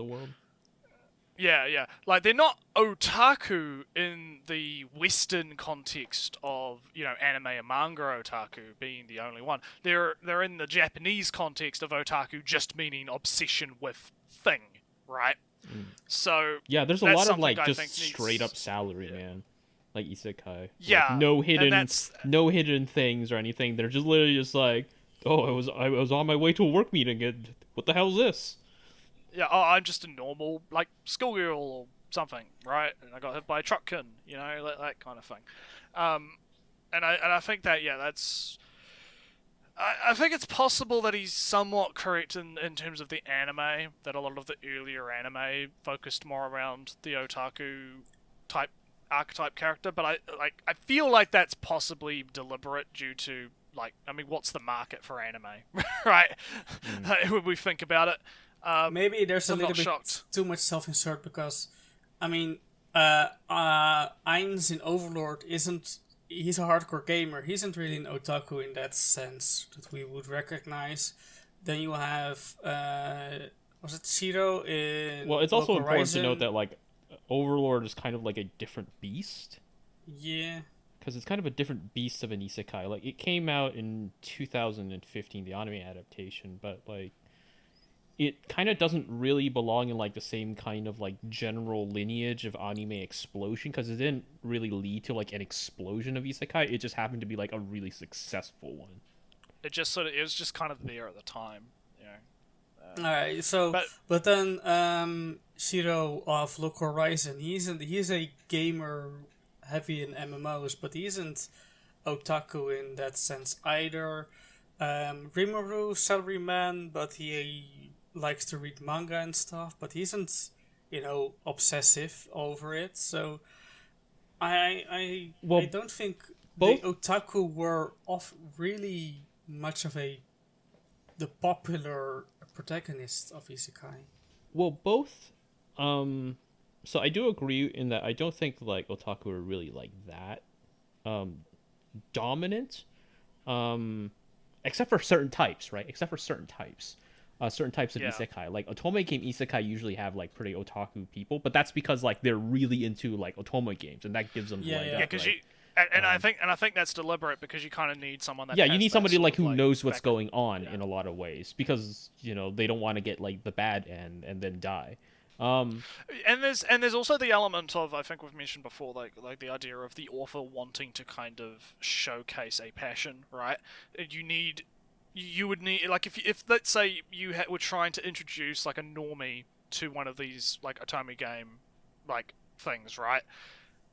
They're not going to get a lot of the fucking the stuff that you would normally be able to just naturally pick up on, being someone that is an otaku of this thing. That's why you have the character that is the character that knows everything and can go, oh yeah, this is that effect from this thing that does this and this. Like I think I mentioned before that Log Horizon does a little bit of that in its writing, where it will like explain what this is. This is the party group system of the MMO. It explains what an MMO is and all this other stuff that to us is like common nature, but to a normie who like picks up Log Horizon at the local library or whatever and just is like, oh, that sounds like it might be interesting, I'll give it a look. I think it's a matter of wanting to kind of broaden appeal a little bit and possibly get people into these hobbies that they love, right? Yeah, it definitely is really important to remember appeal, because if there's anything I've learned, if there's anything I've learned working and dealing with like publishers and editors, is that like the primary goal is not, can I make this a good book, but can I make this a sellable book? And especially with like the rankings and the data and all that being so important. And hey, if accessibility will make it sell just like more copies, they'll do it. Yeah. All right, let's keep going. Society. I know this is a lot to take in, and if you're an avid anime fan, then you're probably most likely tired of all the isekai coming out and won't check out any new shows if they even have a hint of being an isekai. But don't skip this genre just yet. I got a good method for sorting the bad from the good. Oh, I remember. First of all, I pay didn't attention like to the name. when I read the script. Right. Well, then I guess we could break it down a little bit. So this is his guideline to determine the good and the bad. And the first point that he's got is pay attention to the name. So let's see what he means by this. Their names are getting more descriptive every year. You don't need to think too much about stories like Restaurant to Another World, Devil is a Part-Timer, or High School Prodigies Have It Easy Even in Another World. I want to defend, okay? I want to defend Chojin Kokose, okay? Choyuyu. Yeah, Choyuyu. Let's okay, go. first of all, let's fucking go. you have to understand who the publisher of Choyuyu is. It's SoftBank Press. SoftBank is also the company that believes that in 50 years we will simply learn things by thinking about it. Okay? It is a gigantic... Weren't they the ones who owned WeWork? Yes. SoftBank is crazy as a company. Okay? High School Prodigies in Another World is simply another arm of the insanity that is SoftBank. Like, this... I've described this show as the isekai that cannot be tamed, and I believe in that earnestly, okay? Nothing about this makes sense, except if you just believe it as part of SoftBank being SoftBank, you know? I mean, this book was started as a light novel. It wasn't some scrappy... Yeah, that's really important. It started as a light novel by the author of Rakudai no Kishi. It wasn't a scrappy web novel that happened to get picked up. It was written professionally. It was written by a professional in a professional setting with the backing of a massive corporation. But the thing that really has to be mentioned is that this massive corporation is insane. Okay, then. Like, that's a... How do we get Tesla to get in on the... Or how do we get, Elon Musk to start up a... Elon Musk starts a publishing Well, it would company. be like... So, like, it's not even just that. It's not even just Elon Musk, right? It would be like, what happens if Twitter Elon Musk decided to, like, write an isekai? Like, that's essentially what we're working with. Right. Okay. I kind of want... let's see where he goes with this, and then we can critique it a bit better. They heard of SEO, like searchability and stuff. I mean, who names these? Secondly, does the character have it? Okay, so here's the thing. Okay. Sorry, what were you going to say? Oh, no, I'll let you go. I was just... Okay, here's the thing. He mentioned searchability, but I think searchability actually works the other way. Because here's the thing. When you sign up, when you put a novel into Shosetsu, when you put it in, Shosetsu doesn't say what tags you want to give it. It first says where do you want to slot it in, and it doesn't give you a choice. So yeah, I see where this is going. What happens? So what you do is, there are a bunch of categories that are pre-made. You got to pick one, and then there are a bunch of tags that are pre-made. You got to pick one, and then there are like secondary labels, which is where you're going to see stuff like Nariagari or Uprising and so on and so forth, right? But some of those are not very searchable because some of them... So you either have to, really know what these tags are. So some of these tags are like Nariagari or Kotsugoshiki, right? Which some of the things I've mentioned in my video, right? Those are community-driven tags. So you got to know what the community is looking for. But if you don't know what the community is looking for, and Shosetsu only gives you certain categories and certain things to jot down, what do? Well, you give a title that literally acts as like a YouTube tag system. Right. Yeah. That was exactly where I thought this was gonna go. Yeah. Is you just put the tags in the title. Exactly. Yeah, That's what they're for. That makes a lot of sense. That's why they're so specific. That explains it. Yeah. Because that's interesting. That's very interesting. Because the title of like something like, I don't know if it actually came from Shosetsu, but the title of something like, I don't know, I became a vending machine in another world is very useful because now if somebody says, I wonder if there are like stories about vending machines in another world, they'll type that in. You can't really put that as a tag, but you can put that as a title, and that means your thing's going to pop up.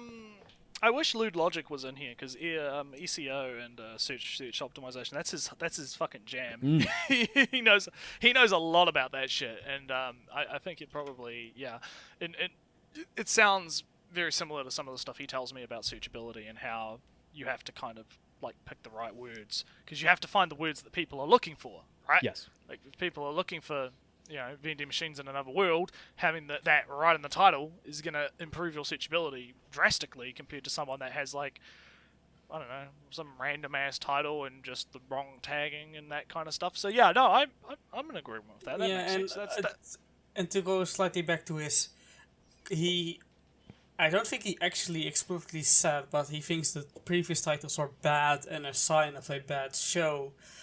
But I expect that he's going to walk back his statements a little bit, but just on this season you got Hamefura, which has a ridiculously long title in Japanese, and it is shorter in English, and even then it's shortened to Hamefura. Yeah, there's a reason I just call it Villainese. there's a reason I... The problem with it's like Flags of Villainous... Destruction, like all roads lead to doom or something. I don't know. Yeah. Yeah, oh yeah, it's crazy.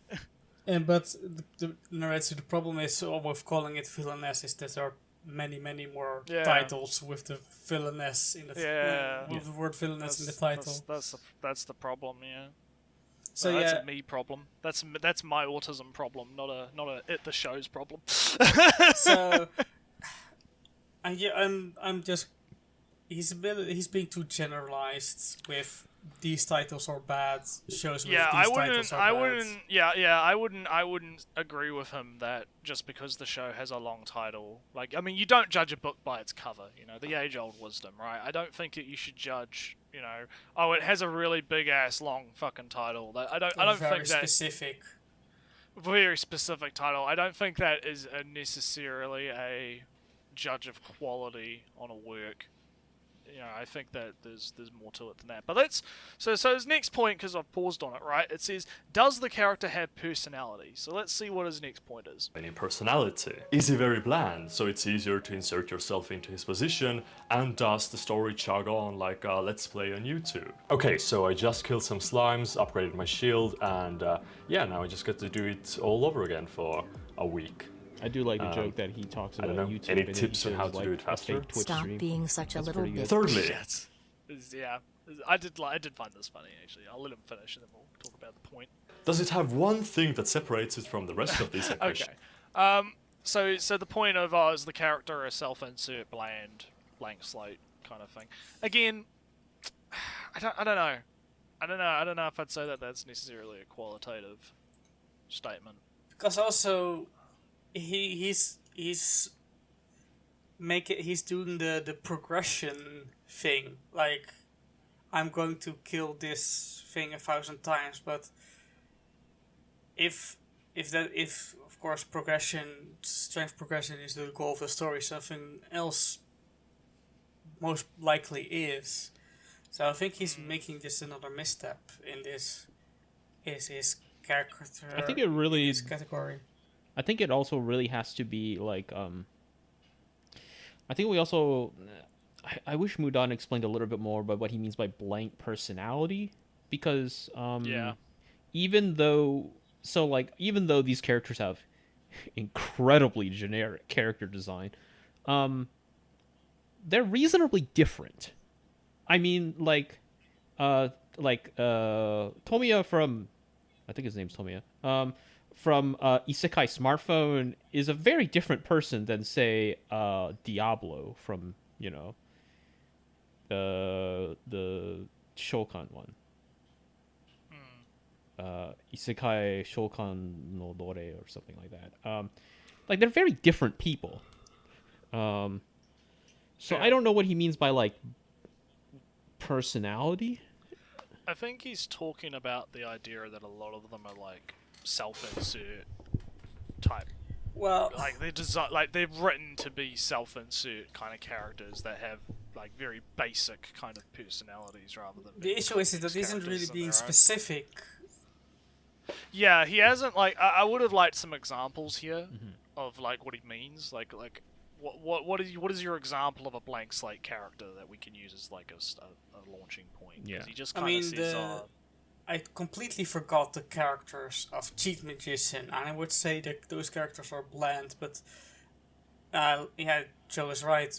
In personality, bland main character of Cheat Magician is a different character from somewhat bland character in Eighth Sun. Yeah. Yeah. So yeah, I think this is the he's starting to go down the hill here a little bit, but he's got one more point here. So he's got does it have one thing that separates it from the rest? So let's see what he says. Shows, and only that one thing. For example, something like a smartphone or a mom. In that case, it has a huge chance of falling into the more standard isekai storyline later on when they can't think of anything new to do with that specific item. Fourthly, does it take place in a medieval setting? That's a surefire sign of it being generic. So this really once again falls back to two things. One, the amateur publishing settings, and two, searchability. One of the things that I talked to Inori about was, well, why did you do an Otome game? And she says, well, at the time, Otome game were like not that big in terms of like they were not that big in terms of like a tag, so why not? Yeah. And so like in this case, right? If you want to get your isekai out there, then and get some readers, why not just do like one thing that like separates it from the rest? And the reason why this is important is because authors oftentimes will not be writing one story; they'll be writing a whole bunch of different stories. And as a result, what happens here is it doesn't matter if more eyeballs are on this story that you might not have initially intended for it to blow up. All that matters is that people start following you and your work. Because then maybe they'll be reading other things you've written. I remember I had a conversation with somebody in regards to the one dungeon story called Sex and Dungeon. And they were just like, I think I've been reading that one. So they were just like, yeah, I don't understand the point of Sex and Dungeon and so on and so forth. And I was like, okay. So I looked up Sex and Dungeon, and first thing, it's on Shosetsu. So I was like, oh, it's on Shosetsu. So I go to the author's page, and then the author has written nothing but 18 plus stories. And I was like, oh, okay, this just seems to be a thing they do. Okay. And I look at their bio, and then it says, if you want to hire me to write like erotic stories, this is my link and so on and so forth. This is how much I charge. I'm like, oh, okay. This is like an action. Oh, this is a portfolio. Right. This is not meant to be like an artistic expression. It's a portfolio for them to get more work. Interesting. I was gonna say I thought I'd read because when you say Sex and Dungeon, I was reading like this manga recently that was like this character. He has a dungeon in his basement or some shit, like a maze dungeon, right? And he's in this. This is going to get off topic. I love this. I've been reading this and it's so trash. It's great, right? He's in this dungeon and his parents were like explorers. And that's Sex and Dungeon, yeah. Oh yeah, it must be the manga adaptation. It must be the manga version of it. Cause fucking hell, it's great. I love it. It was originally. I think it's hilarious. Yeah, it started off on Shosetsu. Oh, I didn't know that. I didn't know because I just saw the manga version pop up on the site that I read manga on, and I was like, oh, that sounds like something I'd be into, being Noritsu the Piv. I was like, oh no, I'm not disappointed. I got what I came for. Yeah, the author writes erotica, I assume, for like a side income or something, and so like that's like, so here's the thing, right? If you look at the Shosetsu one, like it's pretty short. And it seems, that it's just like another portfolio entry. It's just like, oh, these are some of the things that I can write, if you want to hire me. But it just happens that this one blew up to the point where he was able to get a manga adaptation of it. Yeah, I might go find it on thing. And so like that's the implication of like the amateur publishing platform, which is that like they don't really have a lot of control over what blows up. Yeah. But yeah, it's interesting to think about the idea that he's doing it as like an income type thing, right? Like man, that's fascinating. But yeah, it is Sex and Dungeon. Yeah, it is. It is Sex. It's literally Sex and Dungeon on the site. Huh? Look at that. What a coincidence. But if you think about it, right? Let's say you're a new author, right? Let's say you're a new author, and then you say, hey, okay, I want to get an audience. I want to get an audience first. I want to actually get some eyeballs, right? Because 700,000 stories on this site. It's going to be hard to get an audience at first. So what am I going to do? I don't know. I'll write a story called "I've been reincarnated in another world, but as a bulldozer or something." right? And you're just like, it's just going to be a joke. It's just going to be a joke story, but it's going to be fun and peppy or whatever. And it's just going to get, it's just going to get some people, and they're just going to be interested in it. And then I'm going to have another story that's like more serious, you know, a story that I don't know, that's like some serious story. Well, what happens if the bulldozer one's the one that picks up steam? God, this is literally the like webcomic problem. This is literally what happened with like Isao versus Excel World, where it's like Isao was the earlier work that he did when he was younger and less experienced, and it was like, I mean, he's even like going back and redoing it as like Sword Art Online Progressive, I believe. Like that's like he's redoing it because he wants to do it better. And then he makes Excel World, which is like a much more, you know, he's matured as a writer, and it's apparently a lot better than Isao in terms of the writing. But Isao is the one that he gets known famous for. That's the one that has a million adaptations of things. Not the one that he, you know, possibly poured a bit more work into. But that's the thing, right? That's just the way things work in terms of this type of shit, right? It's always the shit that you least expect is gonna blows you up. It's just how it is, right? You never expect it, but yeah. So let's continue to the next point. Classifying isekai through that would exclude literally 99% of them, leaving like the saga of Tanya the Evil, and that's pretty much it. The thing is that most of them suck, and there's really no way of telling them apart. You can have one show that works like ReZero, which is a fantasy story with one main element that separates it from the rest and takes place in a medieval world, and then have another show with the same exact quality. It's almost like maybe those elements are not necessarily the thing that derives the quality. Interesting. Go on. Yeah. God, my anime list has a fucking like IGN problem of rating everything technically above average. Yeah, I think that the issue is obviously like it's always execution, not like. Well, that's just that's something. I'm just bothered by the main character. The point of the main character has only one special power, and that's the distinguishing thing. They already talked about it in a previous pause, but it's basically the same point. The main character has one special thing. The story has one distinguishing factor. Most of the time, there are more distinguishing factors. Just, you know, you need to read a little further beyond the premise.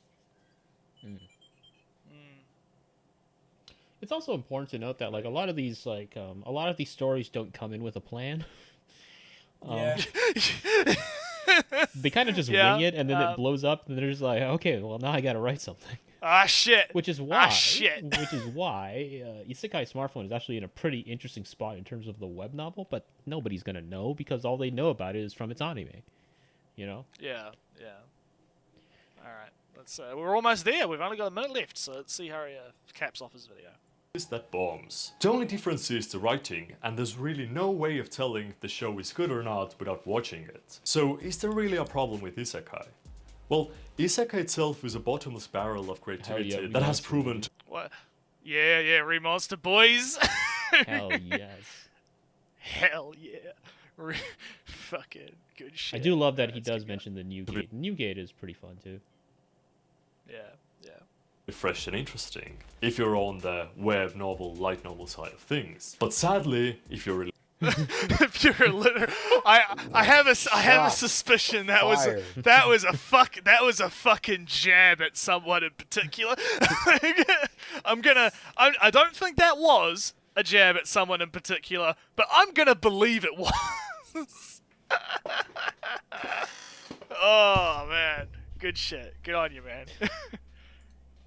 Alright, let's finish this off. We're almost done. Literate and can only watch anime dubbed, then yes, there is a problem with it, which most likely isn't going to be addressed anytime soon. Or at least until a new genre of anime pops up that makes Isekai relevant and stops it from bringing in the fat stacks. Now, that has been all for today, and if you'd like to see more videos like these, don't forget to comment, subscribe, like, and hit the bell button. Or else. Alright. That was good. That was alright. Well, Joe, didn't you say that Joe. Dungeon K were taking over Yeah. Shosetsu now, and that's Isekai are a thing of the past? And Yeah. guess what's going to happen is Dungeon K are probably going to replace Isekai as the anime of the moment. Yeah, Kanikuro Kogitsune, the Remonster author, I asked him, like, where does he see Isekai going? And he's just like, we're seeing less and less Isekai come out now. Like, honestly, like, the things that are, like, people, a lot of Japanese readers have, like, pinpointed in that, like, you know, it's not the escapism. It's not like the escapism. It's not the, you know, it's not like whatever, anything that we might think about Isekai that, like, makes them popular. It's, they just want to see gamey fantasy. Yeah. And so, like, that's why we're seeing a lot more dungeon type stories. But that's also why we're seeing a lot more, like, things that might feel like they're isekai, but they're not actually isekai. Sort of like, so things like Nariagari stories and Gosu Goshiki stories, where, like, you know, you guys have probably seen them, you know, where it's just like, 500 years ago, I was just a normal sage, but in 500 years in the future, I'm now fucking level 12 OP, you know? Yeah. It's just like... Bofuri is a good example, I think. Oh yeah, Bofuri, okay, yeah. Yeah, Bofuri is like kind of... Yeah, Bofuri like scratches that kind of itch. Yeah. So yeah, I reckon this was an alright video. I think he kind of stumbles a little bit near the end there, but I think, you know, he's done a lot of things in this video that I think we can all agree are like shit we want to see more of, right? We want to see more people, more people talking about the sites, more people talking about, you know, that kind of stuff. Joe, you better people actually doing research in general. Yeah, Joe, you better keep commenting on every video from now on if you want to keep this quality up. Oh my god, dude. Just keep complaining on Twitter. Just keep, Yeah, I mean... Keep hounding them. I mean, so, like, the thing is, right, like, Mudon came into this with, like, a very different idea of what he wanted to say. And so he was just like, hey, you know, I want to do a video on Isekai. You know, would you be, like, willing to, like, give me your thoughts on it? And I was like, yeah, sure, yeah, absolutely, no problem. And then, like, he gave me the script, and the initial script, I was just like, no. Like, you're the guy, you're the black guy from the Gillette ad that stops the dude from going after the woman. He's like, no. Well, like, I think I wrote more in terms of, like, comments and criticism than there actually were words in his script. And so, like, but the thing is, right, like, at the end of the day, Mudon still wants to, like, keep some kind of spirit of his original script. And I can understand why. Right. I can understand why, right? Because, like, if he implemented all of the changes I recommended, then it would literally just be him saying a pause and select video. And, yeah, you know, it would just which be he doesn't you, want, which is, you know, yeah, absolutely, you know, because that would be really weird if everybody just started making content like me. Yeah, I mean, like, I like the video. The second half, I disagree with some stuff, but, like, it's largely my fault because I stopped giving detailed comments in the second half of this script. I think it's like the second half is a bit rocky, but I think that overall the quality of the video is quite high. I wouldn't even say rocky. It's just more open to disagreements because the first half is just solid. Well, the first half is all like context, right? It's all like, oh, you know, these are some things you might be interested in knowing, or these are some things you should know. Yeah, you should. Yeah.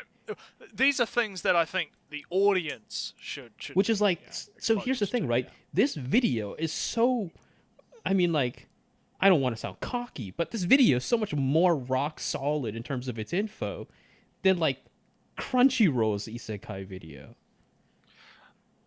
I think we covered that, didn't we? Yeah, that was the